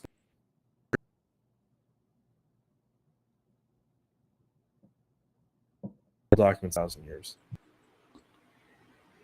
Can you repeat that one last line? You kind of paused there for a second.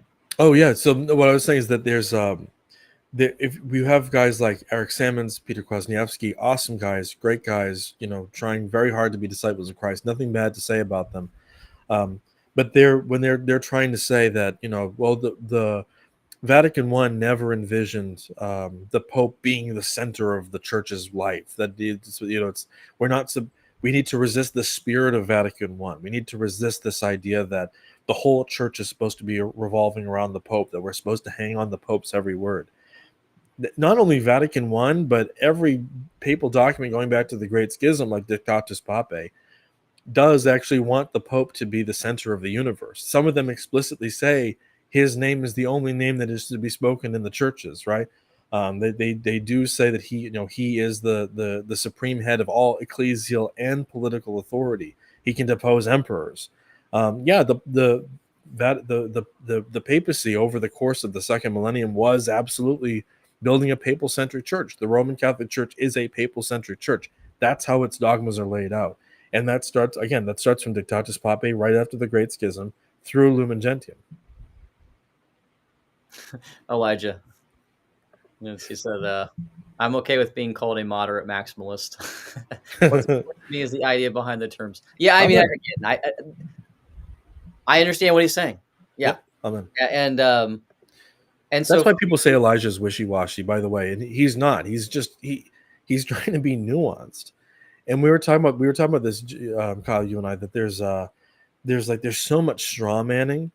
And if you refuse to there's so much straw manning. And if you refuse to straw man your opponent, you're accused of being wishy-washy. If you're actually trying to engage with the text in a good faith way, or you're trying to pick up on the subtleties like Elijah is, you're accused of, again, I think that Elijah's got some things wrong, but I mean, I do think that he does a much better job of presenting the teachings of Vatican I than a lot of his peers. Yeah, I mean, he's been I've been following him for like 8 years, so it's been a pretty consistent presentation from what I've seen. Mm-hmm. I think one of the critiques that Orthodox were making in the Middle Ages was that that the papacy was moving much more to like a monarchical model. That the Pope was acting more monarchical like, and that it was also viewing Rome as the mother city of all churches. Which this book, let's see here, pull it out here. This book by Will Cohen, it's actually more of an ecumenical work. The concept of sister churches and Catholic Orthodox relations. Cool. Since Vatican II. But anyways, he notes that it was Saint Pope Gregory who was one of the first ones to kind of really call Rome a mother church, but he was referring to churches that were kind of like in his area, right? Like Milan and like Italian, like churches in Italy and the whole area. He wasn't really saying that about the East and a lot of these other areas. And it's not really until after the schism that Rome starts speaking of itself as sort of the mother of all the churches, and really starts using a lot more sort of like monarchical sort of.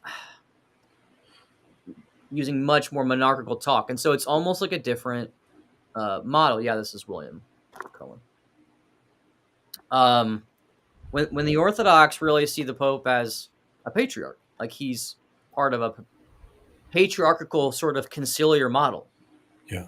So you have these two different models. And so in the West, you can have from papal minimalist to papal moderate to papal maximalist, but it's still operating within this kind of monarchical system that shifted after the schism much more so. And the Constantinople I also refers to, I had to look this up. It's true. Constantinople I refers to Jerusalem as the mother of all churches, which also the fathers do, right? And pretty much and it makes sense from like a narrative standpoint. I mean, like the church in Babylon, those Christians, you follow the Church of the East based out of Babylon? It's like they're coming straight from Jerusalem. Right, right. They're just going Jerusalem, and Babylon's actually not that far away. Like Iraq Yeah. is not that far away from Jerusalem. It's much closer than like Constantinople or Rome. I mean, so they just shoot over. So mother, as far as like where you came from, that's the talk. So Jerusalem made a lot of sense chronologically and administratively. So they view Peter and James as sending people their way. Mm. So there were a lot more apostolic sees in the east than there were the west. The west, for the most part, viewed Rome as their apostolic see, and then there were several in the east. And so the Orthodox in the Middle Ages, after the schism, couldn't understand this language coming from Rome. That they're like, we're the mother of all the churches. I'm the father of all of you. Which they're not totally against that idea of you being called a father, but in what sense? Like elder brother, archbishop, but a completely different office than patriarch. That's their critique. Yeah. Is the papacy a different office above patriarch? That's a really hard, and that's I don't. Yeah. no, I think that I've said that the Catholics unfortunately kind of take the worst of both worlds when it comes to the patriarchate to this question, because the title of patriarch is established by the Byzantine Empire, right? It's Justinian is the one that erects this as a canonical structure in the church. No one's referring to, and that's also why they're able to change the rankings of the patriarchs, right? I mean, because it's an artificial thing. The fact that it's like quasi. Sometimes I use the word patriarch. I mean, I've read different Orthodox literature, really kind of considering archbishops, metropolitans, and patriarchs as kind of a quasi divine system. yeah, Like you can call it divine if you want, but it just depends on what you mean by divine. right. We would view the patriarch of Rome or the archbishop of Rome, what we would call him as part of that But even way the of. fact that he's called patriarch and there's four other patriarchs, it implies that there's not an exalted status to the papacy, right? It is the fact that there's if he was he wouldn't be called a patriarch if he was something higher than a patriarch. I mean, I don't know. It's like you have Yeah, like the patriarch of Alexandria was called the Pope of Alexandria as well. So right, exactly. it's very important to note. It's like Like so you have a lot of modern literature, they're viewing the word Pope as very different than the word patriarch. But right. in the first millennium, that wasn't the case. Like they're the same word. Patriarch is a rank, right? Yeah, it's like Pope is a Same word. nickname, right? Patriarch is a rank, and if you have Yeah. 5 guys who are all captains in the army, they're all captains. That's their rank. If one of them was higher than the other, he wouldn't be a captain. He would be I don't know the army, um, whatever's above a captain. So that's that's I think that's it's kind of built into the answer is built into the question. Is the Pope a super patriarch above the other patriarchs? No. Otherwise, his title would be super patriarch or arch patriarch or something. It wouldn't be patriarch. The existence of an identical title among 5 bishops at an exalted level implies that there's an equality among those exalted bishops. Yeah. Yeah, the equality and the first among equals, this whole conversation is kind of loaded because people kind of can easily misunderstand it. When and I think that one of the best examples I can give for Catholics kind of trying to get into this sort of like canonical structure of the Orthodox Church is like, I mean, an archbishop is just a bishop. Right. Like, but he's first among equals. Like an archbishop does have canonical authority, like to do certain things, or a metropolitan, and really Pope Francis was trying to kind of resurrect this kind of model to fight the abuse crisis. Yes. It was really fascinating to me, and to his credit. Yes. I mean, you have to understand that like you're gonna be the Vatican's going to fail the world if it's processing all of the abuse claims of the world. Like that's just too tall of a task. And so you got to go back to the older model of synods and metropolitans, and there being like this accountability system all over the world, like an ecosystem. And so he was wanting to bring that back. I don't think he really knew how to do that. in the same way that Cardinal Dolan doesn't even know what synodality is, Right. ancient, source, or I mean, maybe he does, but he was just like, oh, I don't know what it means. Um, it's so what he was doing is like, if a bishop gets accused, this can get reported to the metropolitan, and the metropolitan is supposed to handle it himself. Mm. Like, it's not supposed to be everybody going to the Vatican through the nuncio, the ambassadors. It's supposed to actually go through like a system. Now, how effective that's actually working, I think one of the struggles that it's one of the reasons why it's not working is because there's been amnesia about how that's even supposed to work. And of Yeah. course, corruption enters in. I mean, you can find corruption in the Orthodox world as well when it comes to these sorts of things. Corruption can corrupt anything. Yeah. But you're going to have a lot less massive hidden scandals where like whole like bishops conferences are like scandalized by hiding all of this stuff. Well, Yeah. they're like, well, we let the Vatican know. Right. Um, no. So Francis's actually model was going back to like the original one, the Orthodox model. Which my whole point in bringing this up was that like, yeah, a metropolitan or archbishop, they're first among equals of the bishops. They're a bishop, but they have canonical privileges to do certain things within a synod. And so the more that we can learn about how this works, I think we can make progress in our dialogue. But I don't think Vatican I though is ever going to be accepted by the Orthodox, and so that's Yeah. that's also a bit of a pipe dream to say there's going to be a reunion with Vatican I condemning. I was telling you this earlier. Vatican I, in a sense, rejects a lot of the models of primacy that were popular in the East and West for during before the schism and after. Yeah. So that's an issue, like where they're condemning the view that you find at Constance. The view at Florence is also like not really talking about immediate universal jurisdiction or infallibility. He's just has a so what I'm saying is that like you have this real big issue that they were condemning, and O'Malley talks about this in his book, that they were condemning a lot of bishop-based ecclesiologies. Mhm. That includes the Orthodox. So that's a real big problem for these sorts of dialogues. There are a lot of people a lot of Orthodox, theologians and things who say that, there's the question of did the Great Schism start in 1054? Did it start after the sack of Constantinople? There are a lot of Orthodox Christians who say that the real point of no return was actually Vatican I. That was the point at which there was, before that, it's not canonical, but before that, you do find places, like the islands of Greece, where there's a large population of Catholics, and so there will be Catholics and Orthodox will share churches and things like that.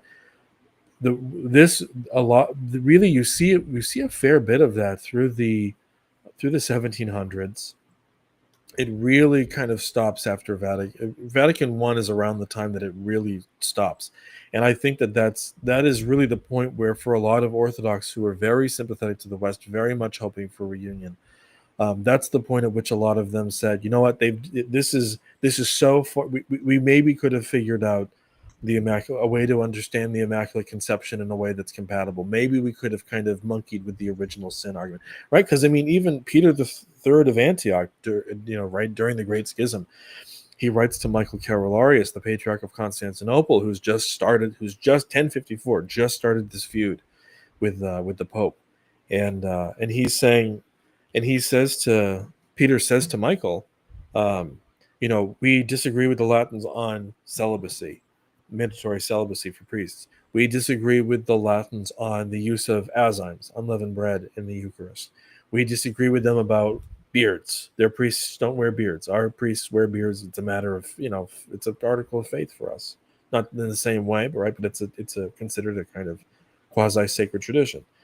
And he lists all of these differences that we have, and he says, but we could, if only they would stop using the filioque, then the rest of the things it wouldn't matter. We could have communion again. Are you talking about Peter of Antioch? Yeah. Yeah. Peter the Third of Antioch. Yeah, and so there's a lot of people, even not saying that I agree. Actually, I don't agree. I think that there's one church should have one creed. but There's there also are been a lot that's changed after the schism too. right, but there. I mean, There's been a lot there's like that's he's the Orthodox have always been willing to overlook a lot of things. But there are a lot of people who say that there's like that again. I'm not saying that they're right, but the Vatican I was kind of the point of no return. That's the point where Rome dogmatized something that was in no way acceptable to the Orthodox. Not because we define ourselves against the Pope, as so many people suggest, but because to say that the Pope is an authority equal to that um, of an ecumenical council, and moreover that his teachings must be that his infallible teachings must be held with the same authority as Holy Scripture. That's a bridge too far. It's just a very immoderate, right? As you're saying, it's like a very immoderate, immodest definition of primacy. Mm-hmm. There's such a spectrum of views below that could have been tolerated not only by the Orthodox, but even by a lot of Catholics who ended up leaving and becoming old Catholics. Yeah. Our conversation is making me go back because I used to do a lot of these. As a Catholic, I was always deeply ecumenical. And really my story of when I became Catholic is that I could have just as easily become Orthodox. I just didn't have one nearby. And so I was just kind of viewing them as exactly the same thing at the time.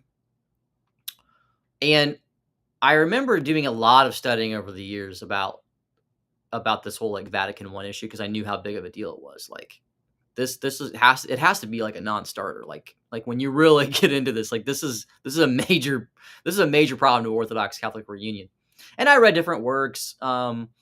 Like you've got Orthodox Roman Catholicism by Adam DeVille, and he kind of tries to downplay Vatican I in that, and that it didn't really say that much and things like that. There's a lot of ecumenical sort of like books that you can read.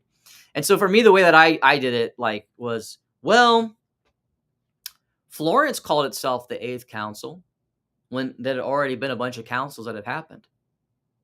Constance called itself a council, an ecumenical council. And the ones before it were only considered like synods, but Constance is the one that actually elevated those eventually. Like a lot of people have this mindset that like, oh, when the Pope called this council, that it became an ecumenical council, even in the second millennium, but it didn't. Like there were a bunch that it took several hundred years. So I think one of the things that people often say in the Catholic Orthodox ecumenical world is like, well, we could when we have a reunion council, we'll just call that the Eighth Council. And then all that came before that will just be downgraded to, local synods or general councils of the West or general councils of the East. The problem is like, that's not going to happen. That's eventually where you get to. It's like, that's not going to happen. And if it did, it would release, liberalism would go psycho in the Roman Catholic world. Like liberalism is already crazy in the Roman Catholic world. We know that. I mean, that's, Father James Martin doing blessings in certain ways, and the German bishops right now coming up with rituals to bless same-sex unions, way beyond the Vatican document. Mm-hmm. The moment that Pope Francis dies, I mean, liberalism is very much alive in the Roman Catholic world. But if you start disregarding even ecumenical councils, saying that we downgraded them, that liberal group would go crazy. Yeah. They would feel so empowered at that point, and there's no way Orthodox are going to reunify with those guys. Well, there's no reason. There would be no reason not to. They have to shut down that program. Yeah. But the problem is the moment that you say our dogmatic history goes down the toilet, you've just released liberalism at a whole nother level of a beast. Yeah. Does that make sense? It does, and that was kind of the things where I got really concerned. Like and even Dr. Brian Donahue was kind of bringing up some of those points too. The moment that you can kind of change anything, that is a very dangerous place to be. It's of a lesser degree, but it's of the same kind. I was on Twitter today arguing with a Catholic gentleman about St. Christopher and the fact that St. Christopher was removed from the liturgical calendar in the West, in the Roman Catholic Church, because there's no historical evidence that he existed, that he's considered more of a legend. And I was trying to impress on him, the church is the best witness to history that you can ask for. We know that St. Christopher lived because the church talks about him. I mean, that's a historical record. It's like when there are a lot of modern historians who poo-poo, the Venerable Bede because he's a saint in the Christian Church. Bede is a serious historian. You don't have to take, he's not infallible. You don't have to take everything that he says, but he's a, if Bede says something, it's worth considering. If he's a valid data point for a historian. And I think especially for a Christian, if the church has been saying that St. Christopher lived, I mean, why do you need a secular historian outside of the church to confirm his existence? The whole point of the church, well, not the whole point, but one of the main points of the church is to identify and exalt the saints, to give us an example to follow. So Mm. why doesn't the Catholic Church trust her own witness? Why doesn't the Catholic Church trust her own testimony, the witness of her own traditions? But that's where this is coming back to, right? If the Catholic Church can decide that Saint Christopher, a very important saint, if you've ever met someone named Christopher in your life, which you probably have, it's because Saint Christopher was a really important saint, especially in Ireland and whatever, for many, Hmm. many years. And if the church can say, actually, we're probably wrong about this guy ever existing, you're setting yourself up to there's no hermeneutic of continuity there. You know what I mean? You're undermining your own credibility. Right, right. Yeah, that's true.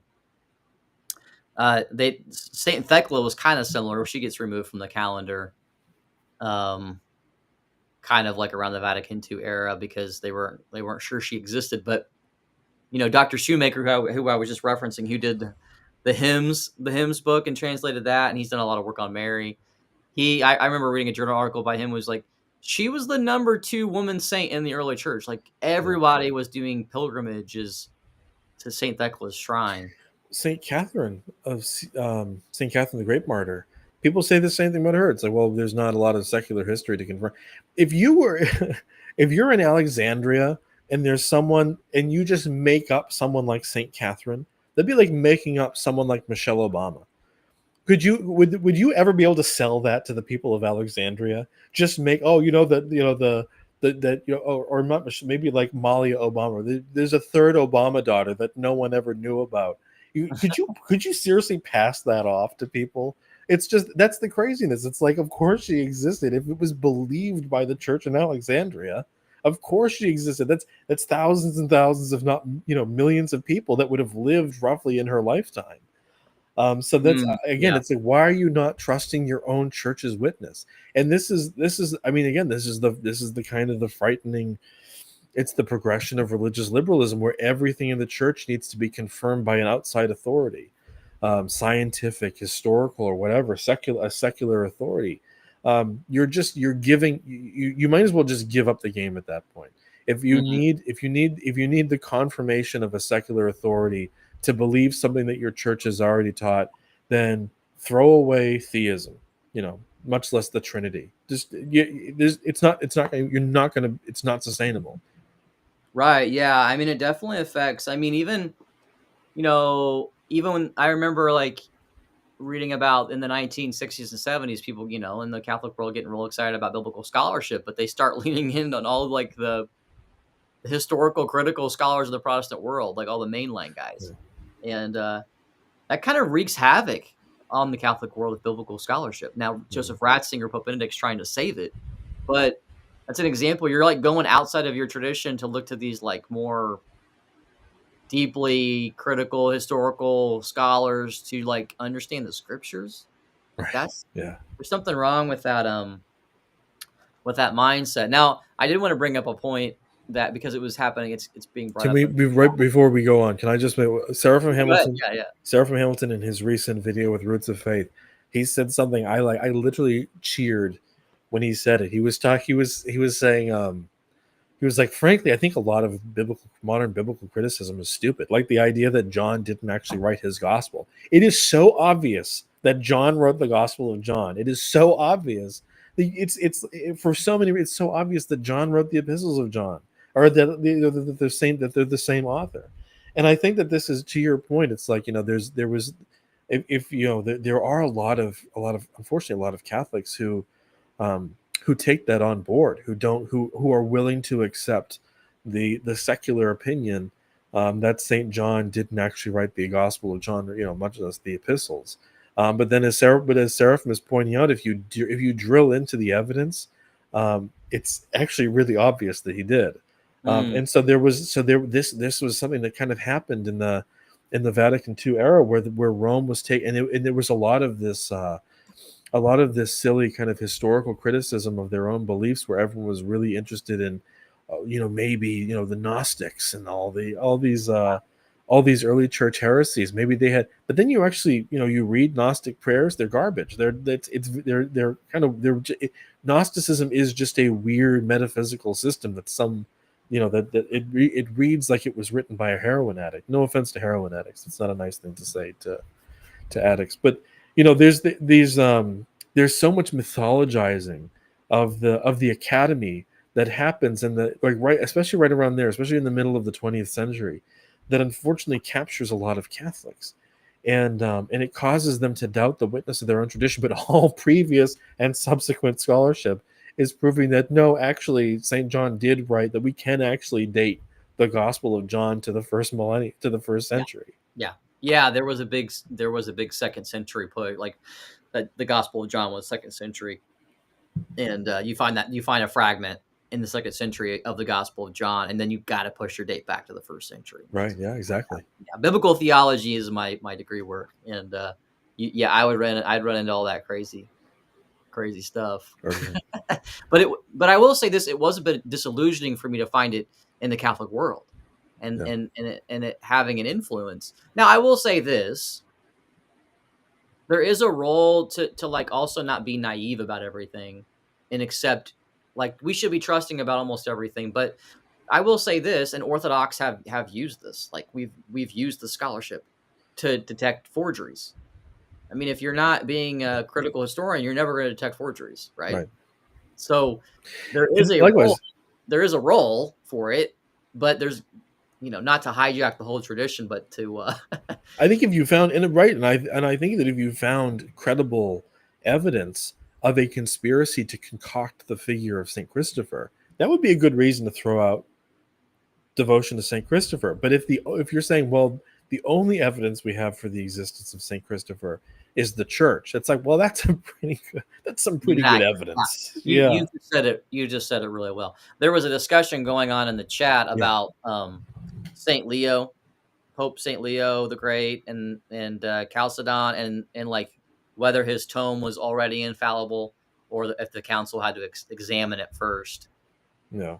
And then it's the council that actually is declaring the dogma. But I only want that's a whole like episode unto itself. We don't have to get into that. But the reason why I wanted to bring it up, it was going on in the chat, is that actually was being discussed at Vatican I. There was actually No a kidding. Catholic historian who brought it up as an objection. His name is Heffley. This is on page 201 of O'Malley's book. And Heffley, the historian of church councils, so he's like a historian of ecumenical councils, spoke next and argued that there were too many problems arising from the interpretation of the proof text from Scripture and church documents for the council to proceed to a definition. So he's being he's more in like, we should not proceed with these big dogmatic proclamations because there's so little evidence in Scripture and the councils. And then he goes on, when he explained that the Council of Chalcedon in 453 did not accept Pope Leo the Great's letter on the two natures of Christ until it had examined it, he delivered an unwelcome message, and he heard there was grumbling and shuffling of feet that were heard. So it's funny, when you read this book, you'll find people who are like if someone says something crazy, like, the Pope is like the incarnation of Jesus, Right. all the bishops are like, oh, but you hear like pushback. If you hear like Orthodox arguments coming from some of these Western bishops, they're also like, no, we're not Yeah. there either. It's really, this That's funny. book is kind of a fun. I gotta get I that. thought Elijah would appreciate that comment. Like, you can disagree with it. Obviously, I as an Orthodox Christian, I tend to agree with the comment, but Right. that the council was examining his thing and I think I feel like this is one example of one of these things where it doesn't not contradict your account, so you can believe that if you want to, right? It's like, if you want to believe that Chalcedon is is an example of papal infallibility, you can. You can sell that to yourself. But that's not the obvious interpretation of Chalcedon. When you have Pope Leo submits the tome, it's considered orthodox. It's proclaimed. The bishops receive it, they accept it, but then they write their own statement. They don't just promulgate Leo's tome. Leo's tome is an important artifact, but it's not the dogmatic definition that's promulgated by the council. There's no the obvious interpretation of that, of all that, is not the Vatican I model. The obvious interpretation of that is that the Pope is clearly the most important, considered the most important bishop. His opinion is considered extremely weighty, but it's not his authority. His first of all, his decision is not simply accepted by the bishops. Secondly, his language or phraseology is not considered immutable. And thirdly, the bishops still feel a duty to get together and construct their own dogmatic definitions. They don't feel it doesn't occur to them simply to just. No one even says, as a matter of convenience, Leo did a good job, let's just go with what he said. They recognize that as a council, they are the authority. They have to then go, write a dogmatic statement. That's their duty, because they don't have a concept of the Pope's they don't have a concept of the Pope's teaching authority being equal to theirs as a council. I think it's similar to the two wills controversy, where what Saint Maximus is with Saint Pope Martin, and they think they're having it. They declare a sixth ecumenical council, but then it's not. But it's eventually absorbed by a greater council. But they don't just repeat what was said at that council in Rome. Right. They produce their own documents. Because they're higher authority. So there's and then it never, the previous one's never viewed as ecumenical, even though the Pope wanted it to be. Mm-hmm. And what's interesting is that Rome also never retroactively in the Middle Ages tries to elevate it either, which is interesting because they do that with other things. Like with that would be too obvious, though, right? Because there was a second council to confirm its findings. I mean, I think that one's kind of gets absorbed, but it is kind of a built-in defeater. Yeah. Yeah, I guess you don't really need it as much, and there was never really a need to elevate it because you've already got it, right? Basically, and the other one. When you read this book, The Photian Schism, the whole history of like ecumenical councils and how they're getting elevated later on in the Middle Ages is an interesting topic. You actually brought you touched on this in the debate, but you didn't really get into it. And it's not really all that important, but it is interesting because it relates to Vatican I, because you're trying to just talk about how dogma occurs, like how it happens in history, and that relates to ecumenical councils. Well, then you have to have like an accurate telling of how ecumenical councils happen, which can be a bit of a messy process.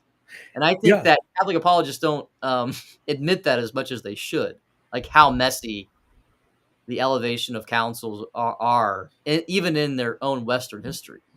Exactly. And if they read this book, they would immediately pick up on that. And I know that you're saying this, but just to say it another way, I mean, when Catholic apologists say to the Orthodox, well, you guys can't even hold an ecumenical council.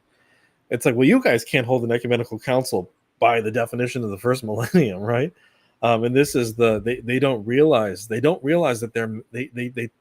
that the mechanism that they use now to do what is called an ecumenical council wasn't even accepted by the West, wasn't even believed by the West in the first millennium. Again, as you're saying, it's in the middle of the second millennium. They're going back and they're retroactively declaring these other councils to be ecumenical councils based on their new criterion, which is that a council is ecumenical if it's ratified by a pope. It's not even convened by a pope. None of the ecumenical councils are convened by a pope. It just has to be ratified by a pope. It's a council of bishops, any number of bishops, that's ratified by a pope. Yes, they can still do that, and so in that sense, in the terms of their own internal logic, yes, they can still hold an ecumenical council. But that is, the internal logic is contradictory, first of all, and secondly, that's not the logic of the first millennium. Mm-hmm. Yeah. Yeah, and it's definitely a messy process because in the West, like they weren't accepting the Seventh Council for a long time, Hmm. and some of them were only saying that there was four. So you get in Oh the wow. Middle Ages, and then they're not all accepting the same councils in the West. They've all got different lists. Trent doesn't. I think it's Trent that doesn't come up with a list. So all this you said, this is much more of a modern phenomenon, Mhm. like in the Catholic world, like this clean list uh, of of uh, of councils. So you have to be very careful about how you talk about these things. That's all I'm saying. Yeah, and as you know, as Father Peter Hears would point out, not only um, does the Pope ratify like the Eighth Ecumenical Council of 879, but there are still there are later Catholic documents that still quote the canons of the Eighth Ecumen. There it is.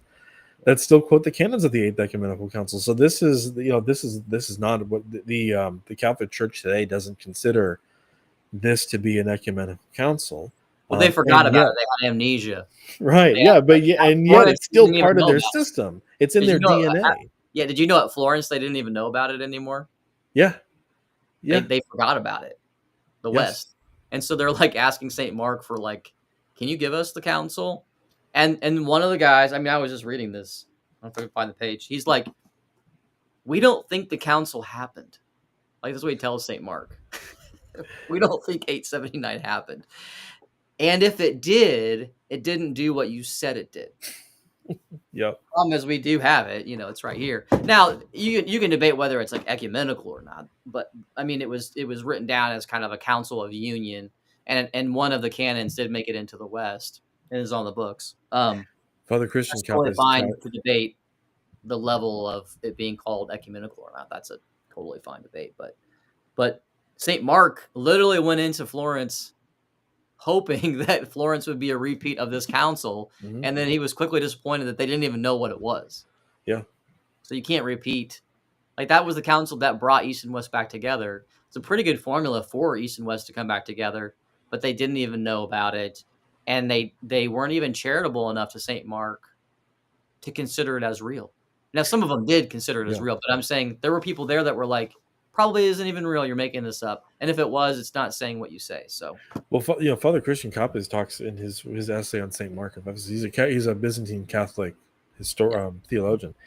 He talks about how when at the beginning of the council, Saint Mark gets there, and he's considered like part of the pro Western camp. Actually, he's very optimistic about the prospects of reunion, of being able to smooth things over, and he does it because he has such a reverence for Pope John VIII, the at the, the A79, yeah, at the yeah, eight. the Pope who ratifies the Eighth Ecumenical Council, All. and he says, he says explicitly, we just need another John VIII, and so he gets there, and at the beginning of the council, he asks the Pope, "Can we can before we begin, can we have a reading of the previous ecumenical councils?" And the Pope says no, and he's scandalized and shocked. And what it is the obvious reason for this is that the Pope recognizes that his position is going to be untenable if especially if all the Italian elites who are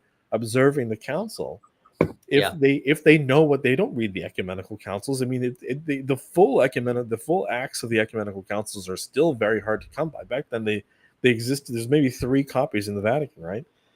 So these are the ordinary Italian people, and even most of the bishops probably are not intimately aware of what is taught in the ecumenical councils, Western bishops, that is. mhm. And the Pope wants to keep it this way, and he doesn't want it at the Council of Florence. He does not want the Western bishops or the Western political elites to know what is taught by the first 7 or 8 ecumenical councils. That's a pretty scandalous fact. That's kind of a paradigm shattering revelation. Yeah, I mean, these are big issues.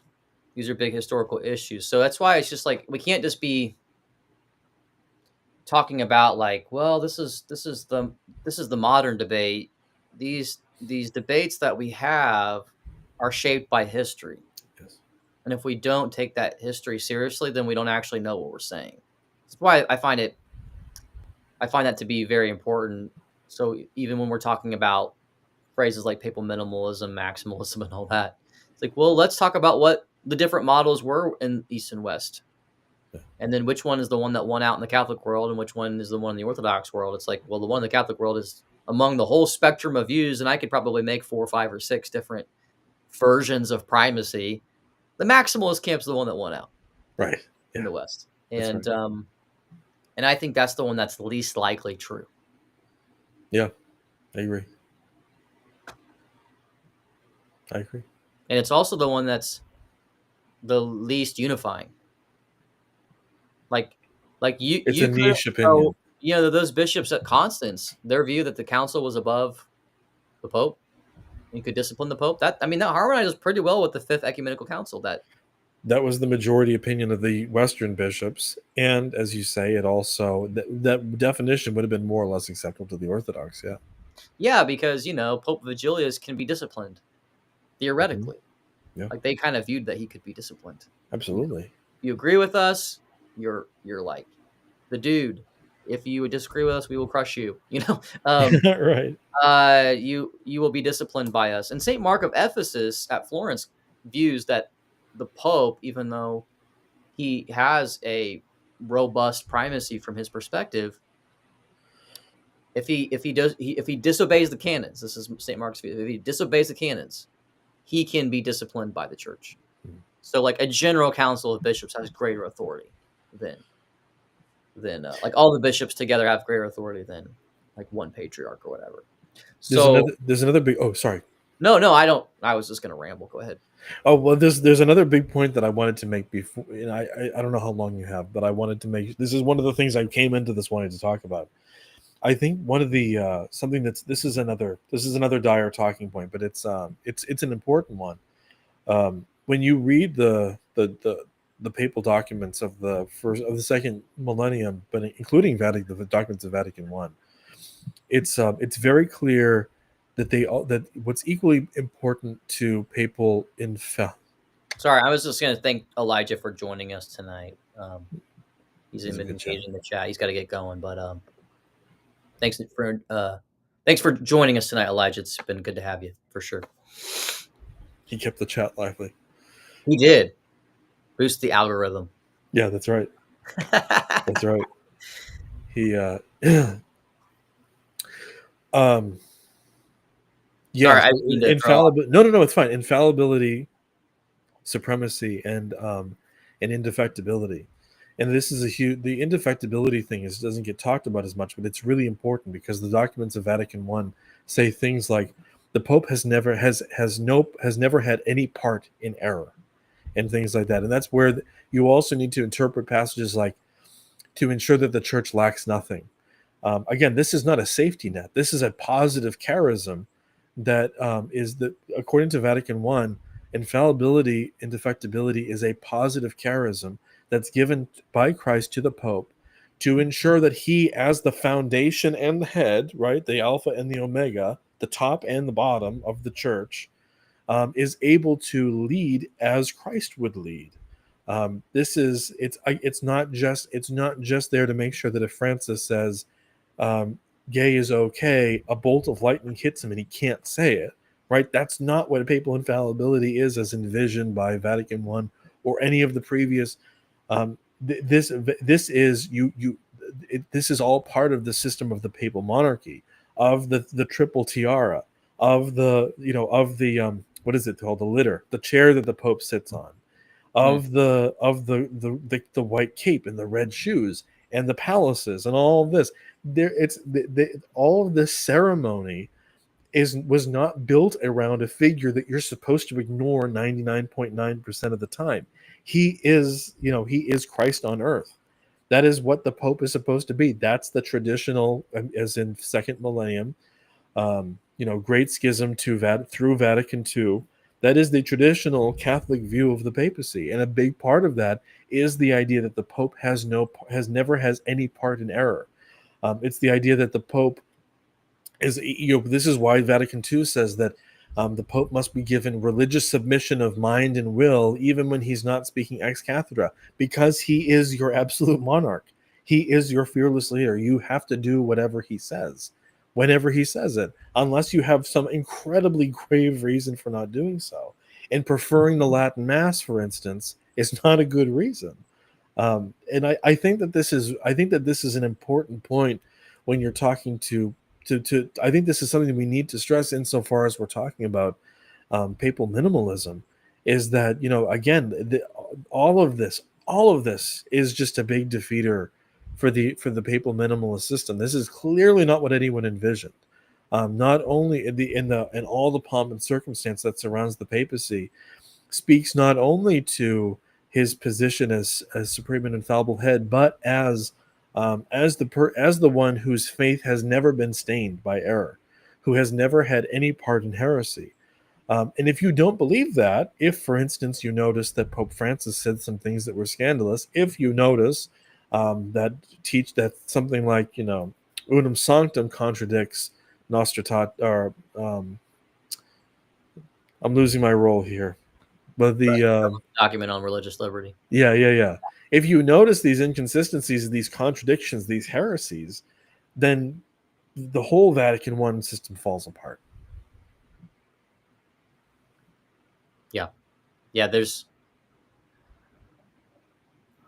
a lot there. It's funny what you just said though, and I think this brings it back to Vatican I. Is that there were bishops at Vatican I who didn't want to vote for the dogmatic proclamations because they were afraid that's what would happen. Yeah, what you just unpacked. Yeah, so even if the documents themselves don't say all that, they are afraid that the implications are, if we accept that, that's what's going to happen. Yeah, like the fruit. That's why I think it's important that we don't separate the fruit from the statements, and also the history of people who really wanted to vote against statements because they were, in some ways, they were being a little prophetic. They were envisioning that these things would happen. and then they did. So I would encourage people to read this book. I'm not saying it's going to like make you become Orthodox or whatever. I'm just saying I was like much more of a papal minimalist in a very kind of like weird ecumenical Eastern Catholic kind of way, like Melkite. That was kind of like I was trying to be as like minimalist as even possible. And after reading this book and definitely some other books too, it's like, oh, like they're definitely like they're totally condemning my position, like for sure. So you have to disregard Vatican I for there to be a reunion. Now this is not related to truth claims or whatever. I'm just saying from my own like experience of like, oh wow, yeah, they definitely condemn my hybrid Orthodox Catholic position. Yeah, they consider it. It's talked about and rejected for sure. Like all of the objections are like like people that are objecting. It's not that they just kind of like get absorbed into like an ambiguous statement. It's like, no, the Pope literally responds by saying the opposite. Right. Yeah. Hold on. These are our concerns, and then he goes off and does the opposite of what they say. So just 1 second. No, you're fine. And so that was kind of a little bit of rude awakening. Like, oh, I don't think my view actually does survive Vatican I. If you have the Relatio, it's called The Gift of Infallibility. Yeah, I've got it. I know you. I'm just talking to the audience. Yeah. And if you go to the back, let me go grab my where does it start?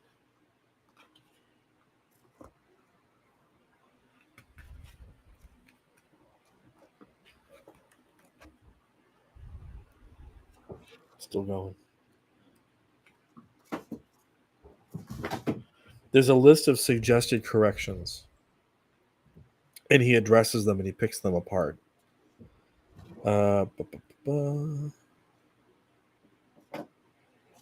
will now set forth the first of the suggested. Okay, so that's on page 60. And then it goes through page 90. So there's 30 pages of this book. Page 60. It starts on page 60. I will now set forth the first suggested corrections. And it goes through page 90 is where the end notes begin. These are all suggestions that were proposed by bishops to the documents of Vatican I and were rejected. So you can see there's how many are there total? There's there is 80. There's about 80 suggestions that he explicitly addresses and rejects. And so whatever flavor of papal minimalism you embrace has almost certainly been proposed and rejected. So for instance, suggestion number, this is on page 75, Kyle, if you want to look at it, or if anyone wants to look at it. Yeah, I'll look at it. Suggestion number 52 wants the following words, quote, when he defines ex cathedra by his apostolic authority, what is contained in the deposit of tradition about matters of faith and morals, and therefore what must be held by all as a matter of faith, or is to be rejected as contrary to faith, he is not able to err because of the divine assistance, for he is the head of the body of Christ, etc. So this is a rejected proposition. What this bishop who proposes this language, what he wants to add to Pastor Eternus this would also be in the decrees of Vatican I. He wants to say that the ex cathedra authority means that he defines what is contained in the deposit of tradition about matters of faith and morals. He, in layman's terms, he wants to say that the papal infallibility is limited to the tradition, and that is a rejected proposition. So that's kind of the Peter Kwasniewski position, right? That the Pope is the safeguard of tradition. He's only there to infallibly define, and papal infallibility only exists to preserve what has already been handed down, right? That is a rejected proposition. Vatican I considers that opinion, that position, and says no, that limit does not exist. So I mean, I think that's why it's important for everyone. Catholics should read it to know because this teaches not only what Vatican I explicitly teaches, but what it has also explicitly rejected. Yeah, that's interesting. I was going to say, when I was referencing John Henry Newman's response to Vatican I and him really wrestling with it. I mean, he was going through quite the grinding process. There went my camera. To switch that out here in a second. But he went through quite the grinding process. But anyways, I'm back. Let me go ahead and switch out my my camera here real quick since we've been going for a few hours. But what's primacy in the church? Yeah, this volume right here. That's where his letters are talked about. Okay. Yeah. What is with your camera? What's going on? Is that what happens when you get like a studio grade camera? A battery. I need to switch out the battery. It's good for It's good for yeah, we've been going for almost 3 hours. So I don't do a whole lot of 3-hour streams. I don't do a lot of short streams. I always, Elijah and I were on for 3 hours too. Yeah, I need to let me switch that out here real quick. And then I was going to ask you a question. Let me ask you a question here.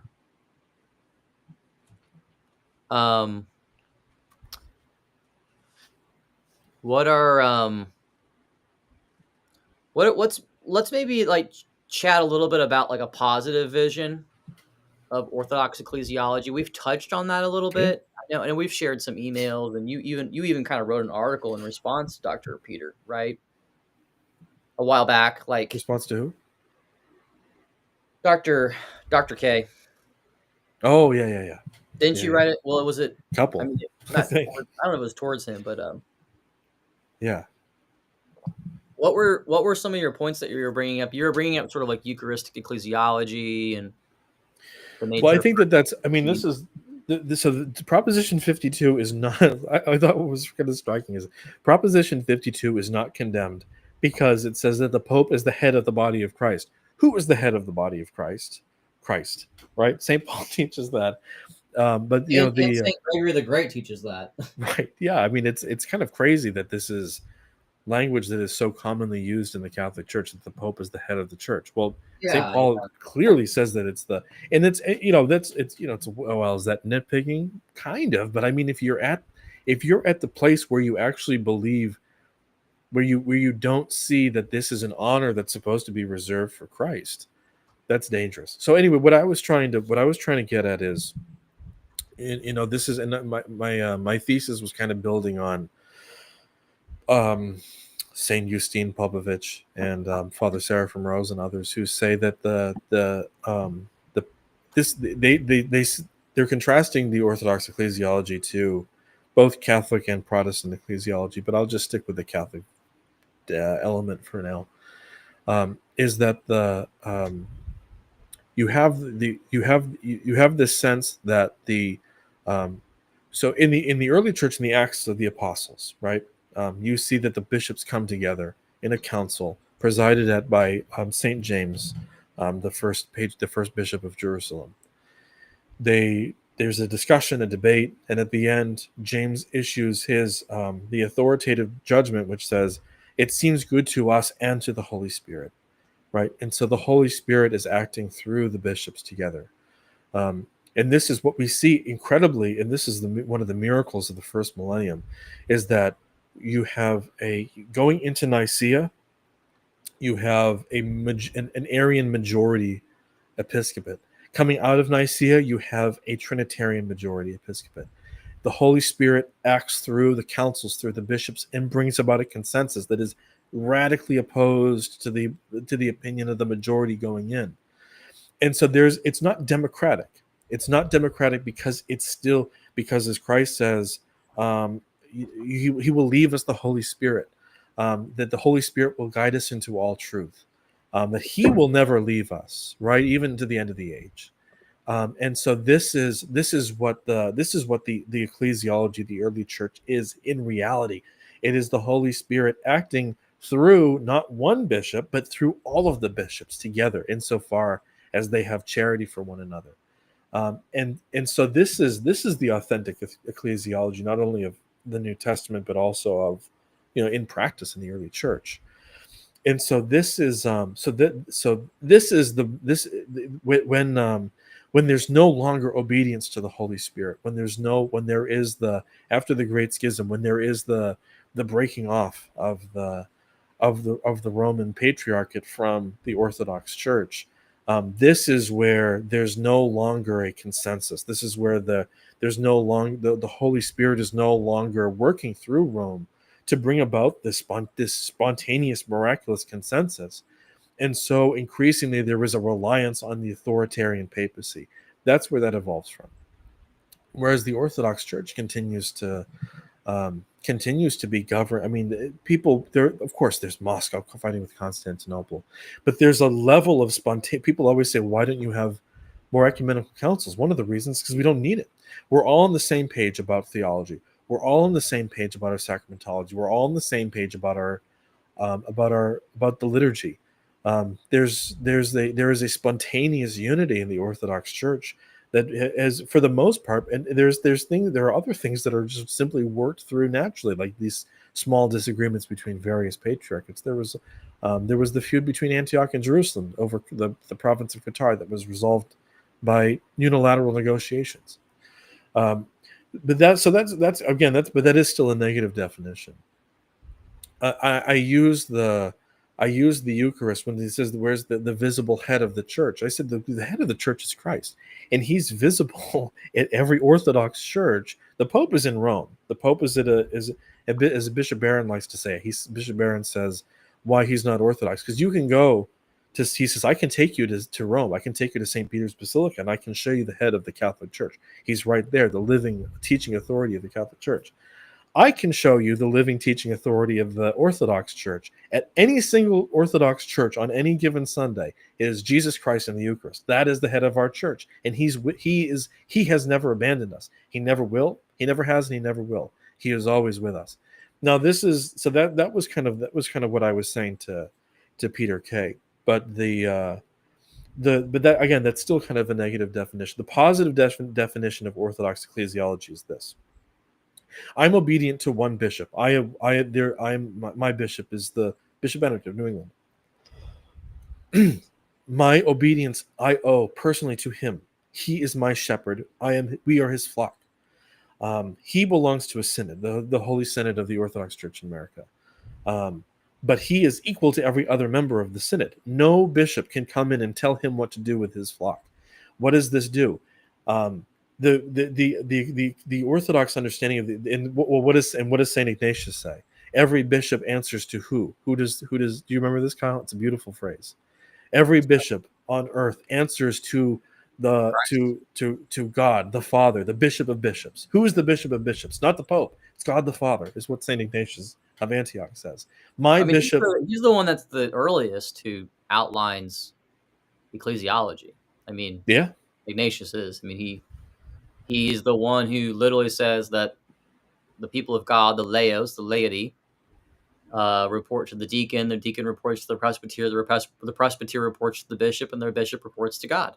Yeah, he's And big that's on hierarchy. the hard, sort of the hard apostolic DNA of the church, and the bishops are called the high priests, which is very interesting, right? Because you've got the high priest surrounded by his priests, surrounded by his deacons. It's very much temple ecclesiology, if you will, of the Old Testament. Yeah. The high priest is a priest, but he's there as one of them, but he is their boss, and that's the bishop. And so in the Old Testament, the high priest, who does the high priest report to? I mean, he collaborates with the king, but he doesn't really report. I mean, and then imagine like the whole world's filled with temples with high priests. And of course you want them to all be in communion with each other. And so that's when you get into ranks and ordering, canonical ordering, so that heresy can be reported and condemned. Like if you have a heretical high priest or bishop, right, you got to do something about it. You can't just so be get like, together. Yeah, you can't just have like a situation where it's like, well, he's the last stop, which in the hard apostolic DNA, in a sense, he is, but I think you could also argue that there is an argument for archbishops, even from the New Testament, in a sense, where there is a type of primacy. Like a lot of the fathers viewed Stephen as like an archdeacon. So like he's like the first among equals among the deacons. Interesting. But nobody in the Catholic Church is going to be saying, well, he's got a lot of it. He's really high up versus the other deacons. It's like, no, he's kind of the leader of he's the holy mature leader of the deacons, right? He's the first call. And so St. Augustine says that just as St. Stephen is the archdeacon of the deacons, so is Peter the archbishop or archapostle, if you will, of the apostles. And so there is like this, I call it sort of a soft primacy, if you will. Like Peter is the icon of an archbishop. Sure. And so when you get into like the debates, like Catholics will carry that on straight to the papacy. Peter's the leader, goes straight to the papacy. But Orthodox don't do that. We see Peter in many different representatives. So we see Peter as like an icon of a primate, but Peter is an archbishop. Peter is a patriarch. Peter. There are also church fathers who say that all bishops are Peters. Yeah, exactly. Yes, Cyprian does that, and others do that too. Where in a way the bishop is the Peter, and he's gathered by the apostles in a way, which Saint Ignatius of Antioch kind of formulates it in a similar way. He says that the presbyters are the apostles, but Catholics tend to view the bishops as the apostles and the Pope as Peter, like very clean cut, like. But when you really study the ancient sources, it's much more there's much more of an ecosystem where Peter is in many different forms of the institutional leadership of the church. Yeah, he's kind of the icon of that. So like for example, Saint John, like Jerome, I think it's Jerome. He calls Saint John like in some ways greater than Peter because he represents monasticism. Like he represents the love, like the contemplative life, which is better than, the contemplative life of prayer is greater than institutional authority, because it's the core of what it means to be a Christian. It's to love Christ and follow him. St. John Chrysostom says that St. James presides at the Council of Jerusalem because when Peter was arrested, primacy passed to James. And so, Mm. and I think this is an important fact when you consider why the Council of Chalcedon, Canon 28, says that that the Pope's supremacy comes from the fathers assigning him primacy because, or rather, why the papal primacy comes from the fathers assigning him primacy because he's the bishop of Old Rome. There's not even a consensus among the fathers that Peter is the chief of the apostles at the time of his death. It's certainly the majority opinion, but I think that this is important. It's important to realize that I think a lot of Catholics assume that everyone at some point knew that Matthew 16:18 was Jesus making Peter the absolute monarch of the church and all of his successors thereafter in Rome. And then the Orthodox just kind of got ticked off and said, well, I'm not playing with you anymore. I'm taking my ball and going home.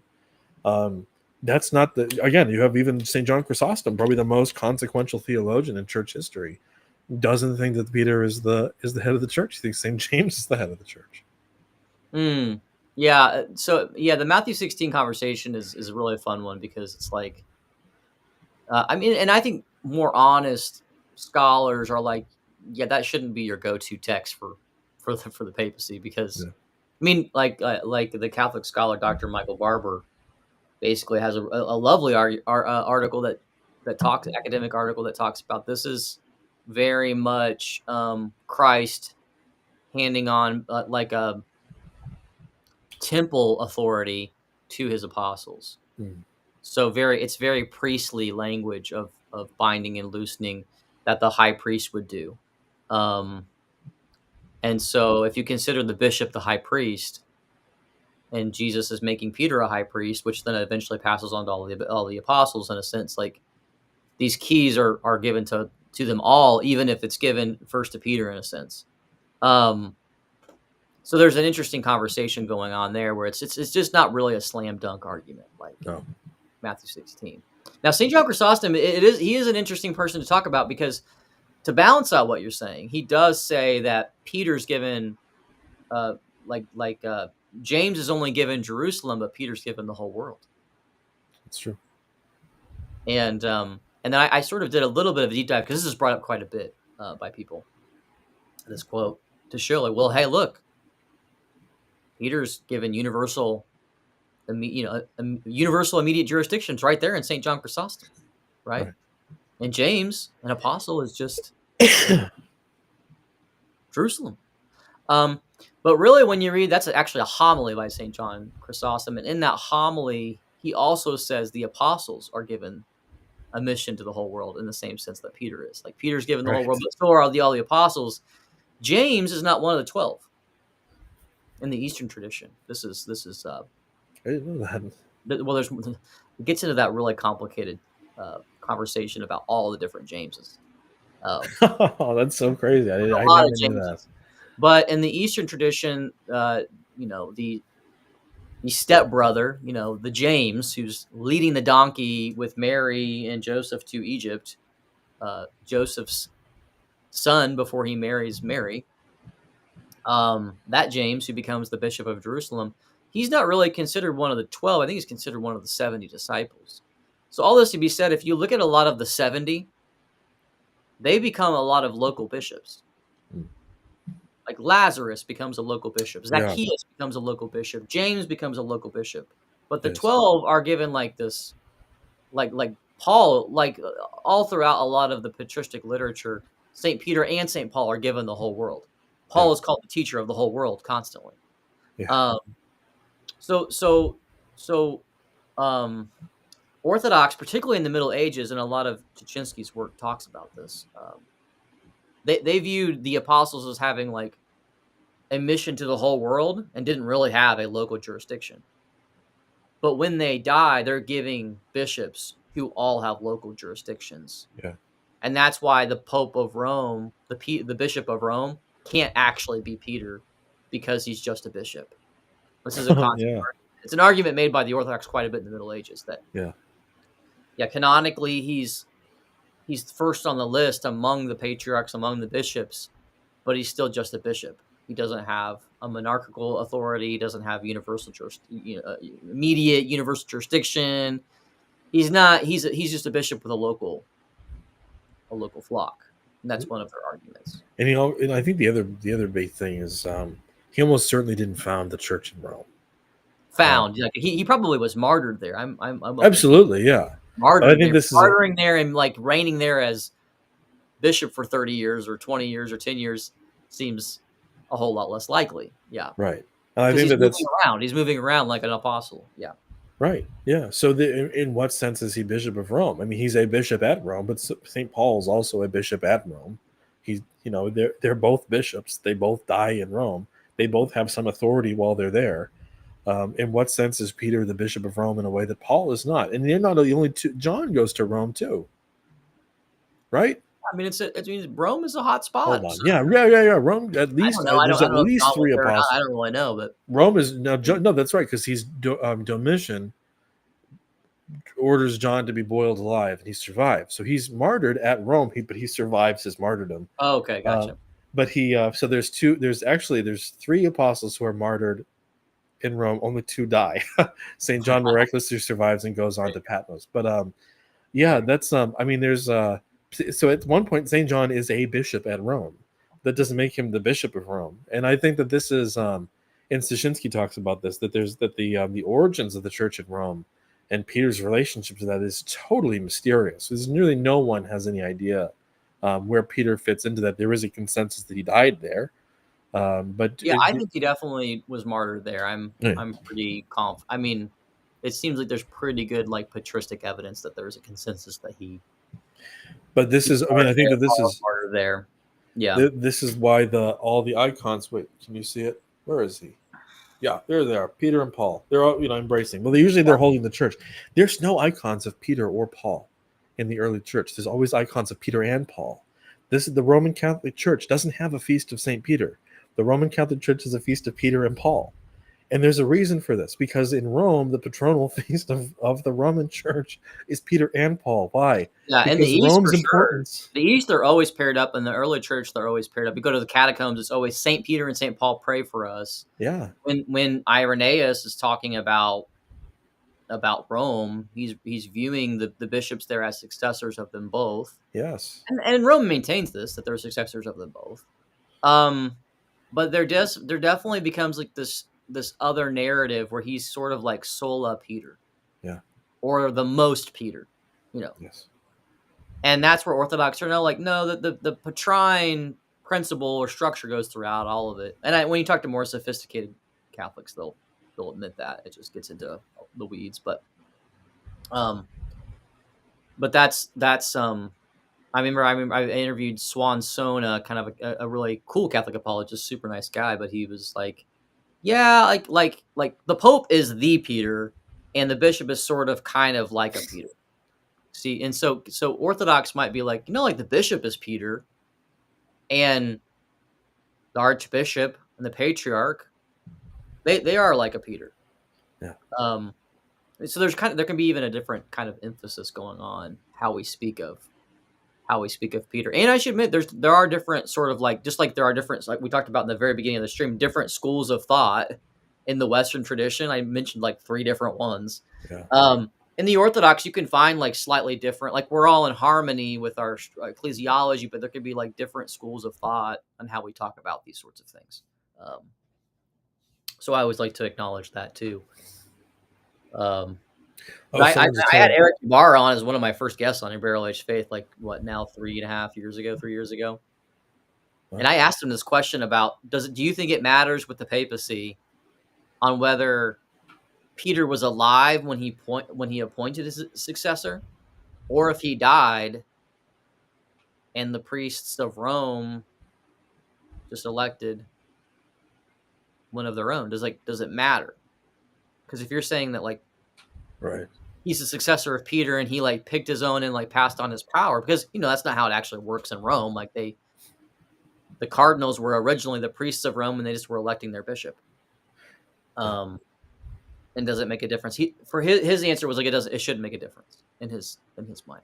It's true. But, I mean, because there've been so many different mechanisms for electing popes throughout history. I think that's another thing. It's it's very suspicious how late the College of Cardinals develops, and there's it's good and correct of Rome to recognize that if the Pope is the vicar of Christ, the representation of Jesus on earth, the stand-in for God, the supreme pontiff with immediate episcopal jurisdiction over the planet or whatever, then maybe there should be some say in who becomes Pope. Maybe we should poll people that are not simply in the city of Rome. Yeah, not just But the. I mean, yeah, the job description grows so much where you're now a global CEO. It better not just right. be a small band of priests. But this is proof Always that the controlled role by. has changed, right? And this is not just in its scope, but in its nature. If this is if you have the Vatican I understanding of the papacy, of course you need to have bishops from all over the world electing their head. But if he's less than Yeah, if there's that, just a collection of right? patriarchates, Yeah, which I mean, Adam DeVille, Catholic guy, is arguing that the West should all be broken up into patriarchates, and he provides a whole outline for Orthodox Catholic reunion. Now, I don't think you can fit Vatican I into that, but it's um, ecclesial right. It doesn't. That'd be fine. There's no reason. Well, he's just like obviously we do it in you the create, Orthodox Church. yeah, you create Western patriarchates all over the place, and then the Pope's not managing all that, and you basically bring Orthodox ecclesiology to the West, which it had at one point. I mean, patriarchates were never like a huge thing, but they had big C's. Like Milan would be an example. Like Milan was always a prestigious see Hmm. in the West, and then you had more independence coming from places like France and Germany, very strong places that were like not always listening to the papacy. So I mean, I can definitely see like Rome could return to its older model of just having its local clergy elect, its local synod electing a Roman patriarch. If you've got a bunch of other Western patriarchates, Right. Yeah, don't. So that's true. That would be fascinating. I would love to see the map. yeah, it's all speculative. Like I don't think it's ever going to happen. Like No. I had to get kind of out of that way of thinking. And I've told people this, like I'm still like ecumenical in a way, like I still long and pray for a reunion, but um, I was really in a place that thought about like all of these thought experiments constantly. And you realize like Yeah. these aren't going to really happen. Yeah. Exactly. And I think that these I aren't. had. Oh, these aren't going to happen. Like this is academic ivory tower stuff. Well, one of the last things I wrote about was as a Catholic was how Vatican I could be reinterpreted and redefined to a kind of a minimalist position that would be acceptable to the Orthodox. And I think that in that kind of article, similar to breaking up the West into patriarchates, it betrays a mentality in the Catholic Church that pretty much anything is possible. There's no expectation that Rome is going to continue to be the same kind of organism that it is right now. It's anything's possible. It's possible that the Pope will abolish papal infallibility, effectively abolish papal infallibility. There will probably be some sort of safe face saving, or there's just these. Whereas you would never write an article saying that I don't even know that maybe um, Moscow will become the pope of the whole church, right? Like it's the third Rome, so it should be so Kirill should be the supreme pontiff, infallible, and these like these big think pieces about how to restructure the Catholic Church, abolish the Novus Ordo and restore the Latin Mass, or abolish the Eastern churches, have everyone use one liturgy or whatever.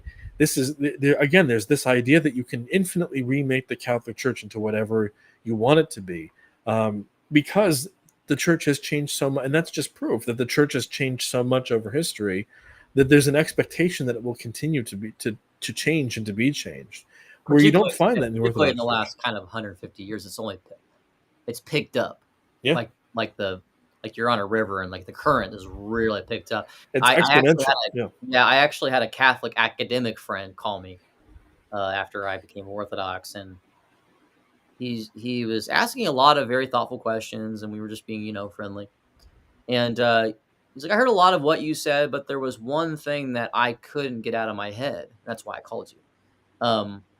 There's just one thing I couldn't get out of my head. And you said, like 100 years from now, we know what Orthodoxy is going to look like. Yep. But we can't say that about Roman Catholicism. Yep. I think everybody knows that deep down, like, because everyone, it doesn't matter what Catholic camp you're in, everyone's advocating for change. It doesn't matter which camp. Yep. And you don't know what it's going to look like. Whereas with Orthodoxy, yeah, we've got our issues. You know, we'll probably have the same squabbles 100 years from now. That was but Ubi's point in the look debate. like it's not an unpredictable thing. And I view it as a great gift to my children. Not just stability, but I believe that the life of grace is profound. Yeah.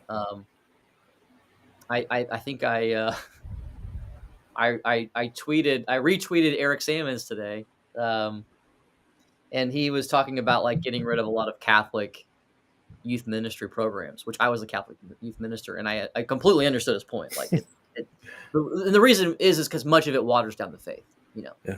They see a lot of evangelical stuff. I saw a lot of, coming out of Protestantism, I saw a lot of evangelical Protestant stuff in Catholic ministry. And even it was entering into the Catholic adult stuff. I mean, if you went to the recent Eucharistic revival in Indianapolis, it's very much like Hillsong songs, Chris Tomlin, like Protestant songs, stage lights with some adoration, right? Yeah. But I bring this up. He was advocating like we probably would be better off if we didn't have Catholic youth groups and Catholic mass, like youth masses, because youth masses are like, you know, not really following the rules. And the expectations of what liturgy should be. Anyways, but I told him, I said, I completely understand your point, spent lots of time in Catholic youth ministry, but I sent my kids recently to an Orthodox summer camp for 2 weeks. And I'm like, literally the opposite happened. You know, like, are they going to be, like, is their faith going to be watered down, or are they going to be given the tradition? And that's what they were given. Like, they were there during the Apostles' fast, so they fast from meat. Thank God. They have the divine liturgy.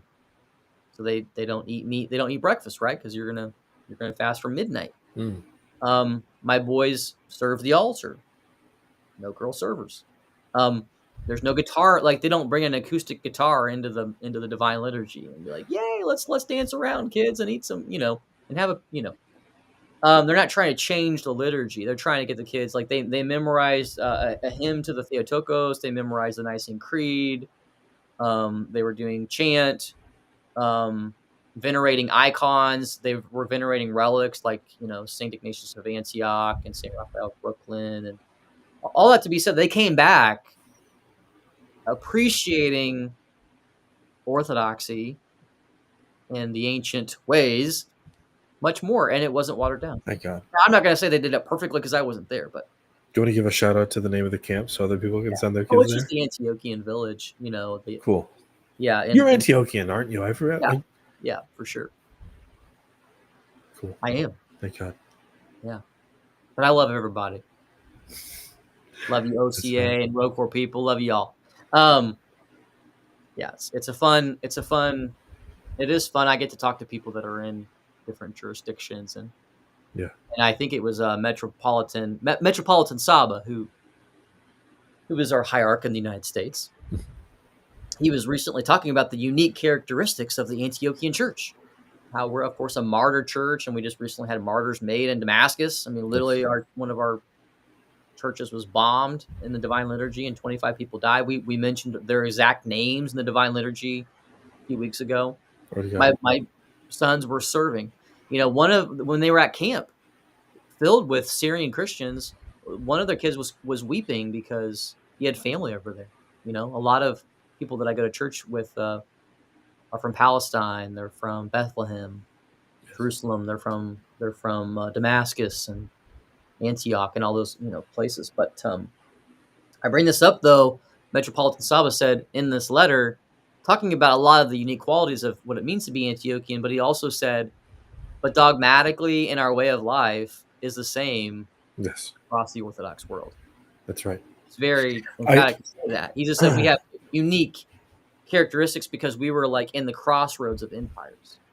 You know, I was having a conversation with an Eastern Catholic priest, and I won't mention his name. We ended up not publishing the the podcast episode, I was I'm going to try to get back together with him and do it again. But he was saying how we have there's a difference. There are multiple phronemas, and he says in the Catholic Church there's the Latin phronema, but then there's the Byzantine phronema, yada yada. He says in a similar way to in the Orthodox Church there's the Greek phronema and the Russian phronema. I said that's actually not true. I said, and I'm not just blowing smoke. I said, but if you look at how many Greeks have a devotion to Saint Seraphim of Sarov, or you look at how many Russians have a devotion to Saint Paisius of Athos, or you look at how huge the cult of Father Seraphim Rose is in Russia and Greece, how loved this American convert saint is in the old countries. Um, that doesn't occur to anyone. And again, yes, there's a canonical dispute going on between Moscow and Constantinople. But do you think anyone thinks Saint Silouan the Athonite is less an Athonite because he was born in Russia? Or do you think the Mount Athos monk, all the Greek monks on Mount Athos are like, Saint Silouan, he was a Russian, he was not a real Athonite? It doesn't exist. There's no consciousness of that. Mm-hmm. Elder Ephraim of Arizona, born in Greece, he's the missionary. He's an American missionary. Saint Hermit of Alaska, Russian. Mother Olga of Alaska, we have her in our bedroom because she saved our daughter's life. Everyone loves all of these people. And of course the Antiochian, every Orthodox Christian feels the death of the Syrian martyrs in their hearts. Right, exactly, yeah.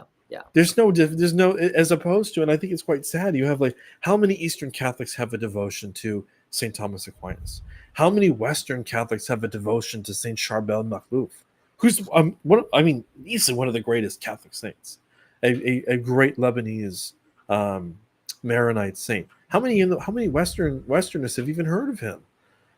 Whereas Western and Eastern Catholic saints tend to be fairly segregated, whereas Russians have devotion to Greek saints and vice versa, and it is a true this is what Christ meant when he said there's neither Jew nor Greek, right?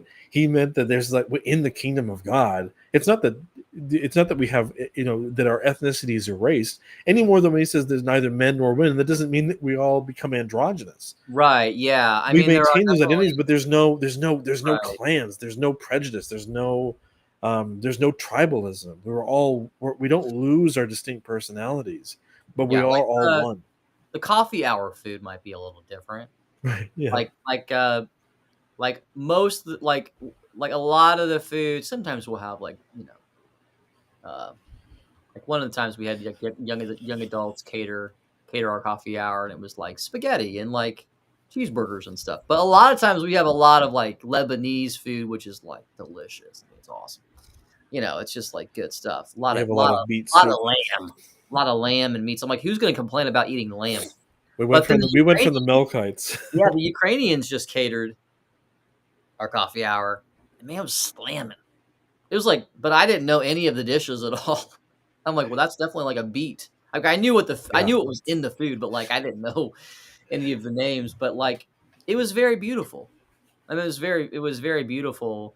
Yeah. For them to serve this beautiful like Ukrainian coffee hour to like hundreds of people, and so, but at the same time, the spirit of orthodoxy in that frenema, the mind, the apostolic mind, is the same. And Saint Raphael of Brooklyn, who though he was Antiochian, he was also with Russia. I mean, he was one that like jumped around and was really sent by Russia to the United States, but was also a representative of the Antiochian Church, and he was essentially Antioch's ambassador in Russia, and then Russia sent him to America. Yeah. So what I'm saying is he understood what it meant to like maintain the heritage of your people. But at the same time, when the Anglicans are trying to hook up with the Orthodox, at first he was kind of warm to the idea, but then the more that he learned about them, he's like, oh no, you guys are wishy-washy as all get out. Like one of you says this and one of you says that, and the Anglicans obviously have not changed. Right. They're just more diverse than they ever have been. But That's right. like when you're Exactly. dialoguing with Anglicans, you never know what you're going to get. But he also said that about the Catholics, not in the same exact way, but he said the spirit of orthodoxy, even if we can come to like weird paper statements, he was responding to Pope Leo's invite. Like that was actually his response to Pope Leo in the late 1800s was recently translated from Arabic to English, and I can send Can a I link. can I tell you? So I was we were talking to our bishop, who's the head of the liturgy committee or whatever for the OCA, and he's brilliant. I mean, he. I have two stories. One of them, a friend of mine who was old friends with him, was traveling in. He's a polyglot, and he was they were traveling. They were in Europe on for a conference, and they passed a road sign, and His Grace Benedict said, "I don't know what language that is," and Father said, "You don't know? I thought you spoke every language in Europe. You don't know what you can't read that sign?" He said, "I can read the sign. I can't tell what language it is." And so he he walked through it verbally and arrived at the conclusion it was Catalan. He speaks literally every language in Europe. And but there was another. We were talking. We were asked. I asked him. I think it was a mercy of peace. I think that's what we were talking about. I could be wrong, which is a kind of a nonsense phrase. What's a mercy is not a quantity of something, right? And he was talking. He's like, well, and he said, well, again, I'm not. He'll get mad if he sees this, and I may have the reference wrong, so it may not be this. But he said, well, I think that is a later addition to the liturgy. I said, what year was it? He said, well, 8th century, a recent addition to the liturgy.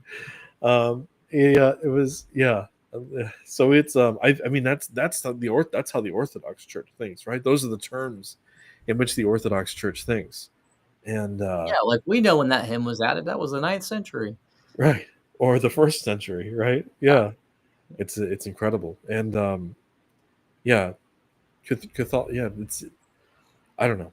I was having another conversation with a Catholic with it's like all the practices that have changed in the Catholic Church, even though not necessarily dogmatic changes, but the mandatory celibacy, not communing infants, baptism by sprinkling as opposed to immersion, um, all of these things that have been changed for no good reason.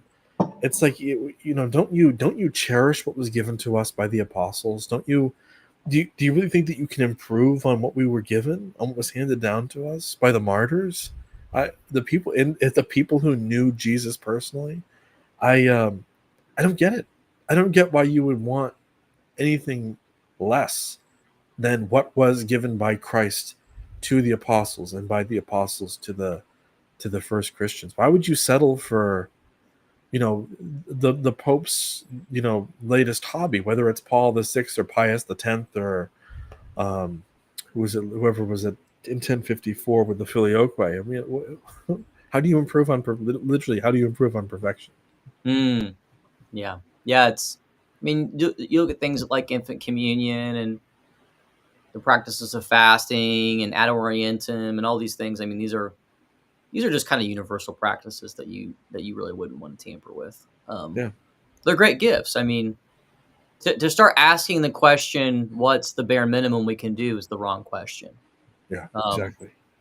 and I think that's what I understand why people ask the valid questions because I mean, you don't want a deacon doing something that he's not allowed to do, right? So Yeah, you do ask those questions, like but that's more like emergency thinking, right? Like, yeah, a deacon can baptize this person out on the sea, but he shouldn't be chrismating him.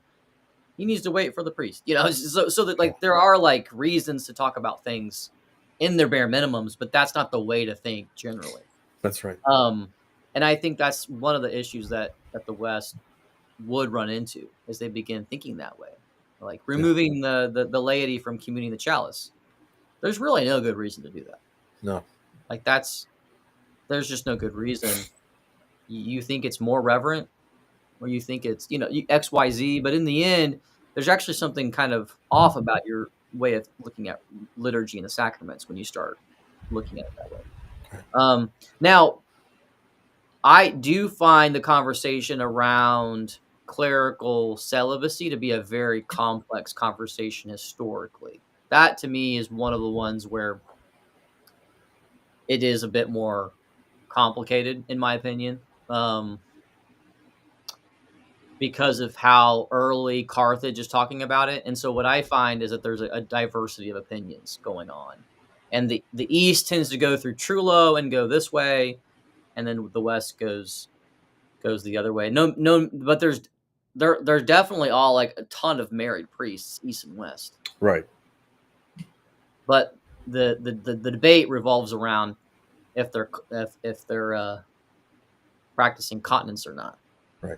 Like, are they having relations after the ordination? That's the crux of the debate, and that's what Carthage is getting into, and that's where all these. So I'm a little bit more sympathetic to that topic in its complexity. Let's just put it that way. Obviously, I side where the East goes, and there's plenty of people in the West. Like I said, they didn't view the West wasn't uniform. Like, there were a lot of different opinions about this. It's very obvious. Well, Elijah and I kind of got into this, and I don't remember exactly what he said. It was something not this exact topic, but he said. So, are you saying that there's no evidence for Vatican I in the first millennium? I said no, and I don't want to. So I would hate to say yes, right, and then have someone go read the statement made by Philip, the papal legate at Ephesus, and say, "Well, here's some evidence." The fact, so it is true, But I think this is something the Catholics struggle with. Just because if you start with the assumption that your position is right, and then you go back to history and try to find evidence for it, you can probably find it. So if all you want to do is find someone in history who believed broadly what Vatican I teaches in the first millennium, you will find it. There won't be zero evidence. That would actually be rather suspicious. Yeah. The question is, was this the mind of the church? Was this the majority opinion at any point in time, but is this what was believed everywhere, always, and by all? In the nuanced way that Florovsky talks about that, right? Sure. So, and clerical celibacy is the mandatory clerical celibacy is. Well, the word mandatory is the key word. Right. Yeah. Oh, of course. So mandatory for who? Mandatory clerical celibacy. Saying mandatory for all, that's ecumenical. And so you do find like people in the West saying, well, Nicaea, they'll read certain canons in Nicaea as implying that being continent while being ordained is required. I don't think the church does that ecumenically. What I'm saying is I do think that there's evidence for it happening regionally. Sure. In the Carthage area. Sure. In that.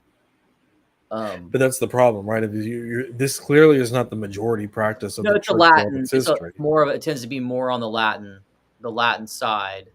And so like that's why, like, I mean, when there's a whole history of after Eusebius, there's a whole nother ecclesiastical history by like what Solomones, let's say his name. There's a whole ecclesiastical. They're completing Eusebius's work, and they're the ones that include the story at Nicaea of the bishop in monastic who says the apostles did not put this burden, did not carry this burden of not being able to have relations with their wives, so we shouldn't put that on bishops, or we should not put that on priests either. And that line that they record in the ecclesiastical histories, that really carries the day in the East for sure. And when we say East, we have to always help people remember that's the majority of the church. Right. Yeah, that's right. At this time period, yes. People view it today as the minority, but for much of the first millennium, it's the majority. That's where most Christians are, and most bishops are, most sees. So that's the majority practice.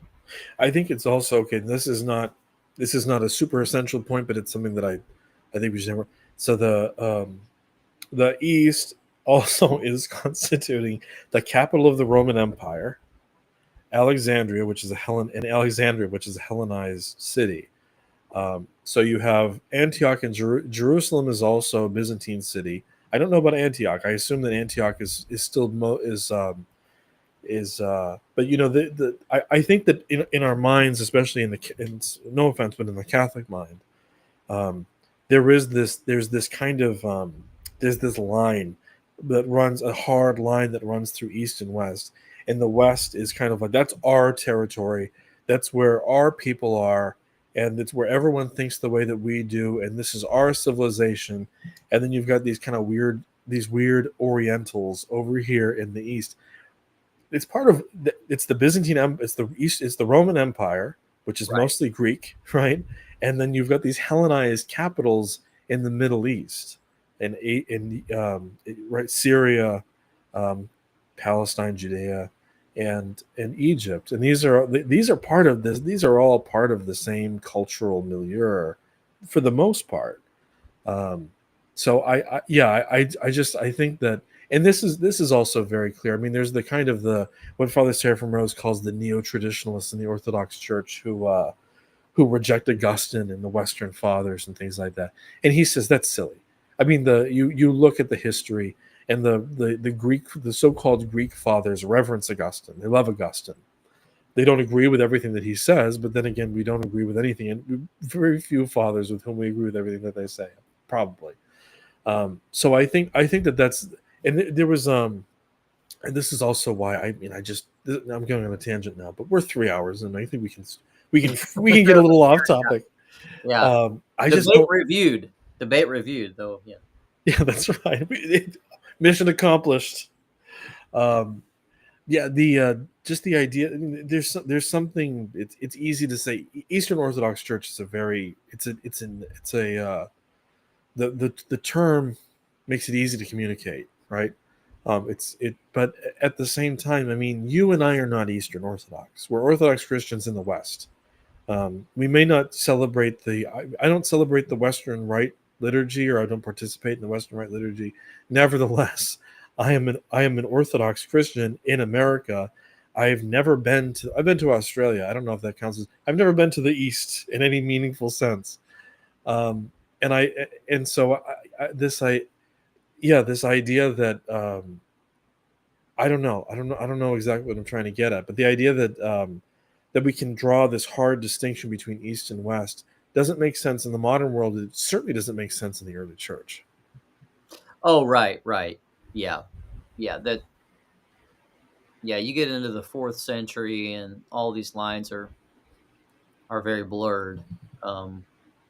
Like when St. John Cassian, he's going from Egypt, he's going from Rome to Egypt to Jerusalem to Constantinople. He becomes a deacon in Constantinople, becomes a priest at Rome, but then he starts a monastery in the West, France, and but he's bringing a lot of the Eastern patrimony and Desert Fathers to his monasticism in the West. He's an interesting figure to me because he can translate the Latin into Greek, but he seems to have more of that Greek Desert Father kind of mindset. And you see this even with like when you go to northern Italy, northern Europe, in these periods, they're not saying the exact same things that like Latin Carthage and Latin Rome are saying. So you do see kind of like, and they had to actually have like a method to deal with these differences. Right. Ambrose is like, well, when I'm in Milan, I do this. When I'm in Rome, I do this because we do have these like different regional practices. For example, I can even give you a quick example. Like St. John Cassian and St. Ambrose were both against fasting on Saturdays. Oh, and interesting. The East generally is too, because they viewed it as an indulgence given by the apostles. We don't fast on Saturdays and Sundays, except for Holy Saturday. And the West, when I say West, it's really not the West. It's like Latin Carthage and Latin Rome. They did really Northern Africa. Yeah. So when Saint Monica leaves Carthage and goes up to Milan and she's fasting on Saturdays, they're like, don't do that. Like, we don't do that here. That's not what we were given. So there is it's a pretty heated debate. like Sure. because you're talking about apostolic tradition. And this becomes an issue between the East and the West, leading even the Byzantine and Latin lists against each other. This whole Saturday fasting thing was part of that, which is an interesting. I'm not bringing this up to talk about all the rest of the night, but My spiritual father makes me fast on Saturdays if I'm going to receive. What's that? It's an interesting conversation because Yeah. what we see is that like, this is not just an East versus West thing originally. This is it's all like mixed up. Like if you look geographically, like St. John Cassian's farther west, Yeah. but he's arguing for an Eastern practice. That's fascinating. So it just kind of depends, where you're at. Yeah, and the far west sometimes looks more like the East. Like yeah, Connie Marshner has an awesome. Well, you know this, yeah. The book, what's the book? Monastery and High Cross. Yeah. You helped edit that, or Yeah. yeah. So that book's a pretty. That good was the best. Yeah, by Connie Marshner. Yep. So you know that. Wish I had a copy to hold up. Yeah. Well, I just have the digital copy, but very good book. So she does a good job of showing how so many of these Eastern traditions end up in the far west. She's an Irish Melkite, so she's walking the walk. She's literally embodying the whole point of her book, right? Yep, that's right. She's great. She was my landlady. That's how we met. Yeah. A lot of people were not traveling by foot; they were traveling by boat. So you could jump from Palestine and go to England, go to France. And Saint Irenaeus, that's kind of what people kind of think is that he went from Asia Minor to Leon, and so you do see kind of more of like this kind of mixture of a cross fertilization, if you will, of liturgies and ideas. But it seemed it probably still seems at face value implausible that there would be Egyptians going to Ireland, but the reason is because Ireland has huge reserves of tin. And so there was a flourishing trade route between Egypt, and so monks, when they were escaping whatever, would just hop on a merchant ship, and they would go and they would say, "Take me to the farthest port," and then so that would be Ireland. Yeah, it's like fleeing the United States to go to Canada. Yeah, doesn't matter where you are. I'm going to Canada somehow. End of the line. Take me to the end of the line. Yeah, banger destination. Take me banger to the Maine. ends of the earth, Ireland. Yeah. So we have kind of like a lot of stereotypes in our mind about how geography works, but in the ancient world, actually, the collapse of the Roman Empire in the West after the fall of Rome during Augustine's day, that was actually quite tragic because a lot of that travel was disrupted. Yeah. So I think it was when I was interviewing Seraphim Hamilton, the interconnectedness of those first 4 centuries, the first, second, third, and fourth, isn't to be replicated again until you get into the Middle Ages, because you're traveling in the 5th century, you're traveling into barbarian lands are going to kill you. Right. The Roman Empire is not controlling all those shipping lanes anymore. I gotta tap out, man. I've never way farther than I thought we would. I didn't know if you wanted to go for another 3 hours, but no, we gotta get out of here, man. Yeah, this was awesome. It's funny because the number count keeps going up and up and up. Like we started at like 80, and now we're at 120. So each 10 minutes we go, we keep getting more people. There's people still watching. Are we morally obligated? We're getting more people every 10 minutes. Let's talk about voice of reason. Oh my! No, just kidding. No. No one's gonna make it this far in the video. Oh, they'll never know. Michael, bad boy. I don't even know. We're not even getting chat comments anymore. That's why I was going off. I was like, I don't think we got. I feel like our link has ended for the chats coming through. Yeah. I don't know why. Are there people still made a comment? Maybe I should go to YouTube and see if they're commenting there, and it's still going. I'm gonna do that too. I don't know why it's not going through. We're basically Twitch streamers at this point. We're just yapping about our audience. Barely. Kyle King's broadcasting live. We are still live. That is definitely true. But I'm just going to get on there to look at comments because I'm confused why they're not coming through my. Oh, glory to God! Do you want to do some comments before we wrap up? Michael, I visited your parish in early May. It's beautiful. Please give Father Lawrence my greetings from Arizona. Whoever you are, Michael, glory to God. Thank you. I will. Contact me through my web if you want to. My email's on my Substack. It's just yankeeathenite@pm.me. Shoot me a message if you want. Love to keep in touch. Yeah, it looks like people just kind of stopped chatting once we're going 2.5 hours. Yeah. Well, Michael, have a blessed night. Yeah, you too, brother. Appreciate it. Out doing this debate review, and until we chat again, we'll see you next time. Soon, I hope. Yeah, let's do it again soon, brother. Appreciate it. We'll do a different topic. Whatever you want, man. I'm always here for you. Just go debate a bunch of people, and we'll talk about it. Awesome. Glory to God. All right, thanks, guys. Thanks for tuning in. We'll see y'all next time. Barrel Age Faith. Find all the cool stuff that's happening with Barrel Age Faith, Bible studies, courses to build up your faith, and we need your support to keep these things going. So we'd love to have you on board, and most importantly, pray for Michael and I. That'd be the most important thing. All right, take care. We'll see you later. Bye-bye.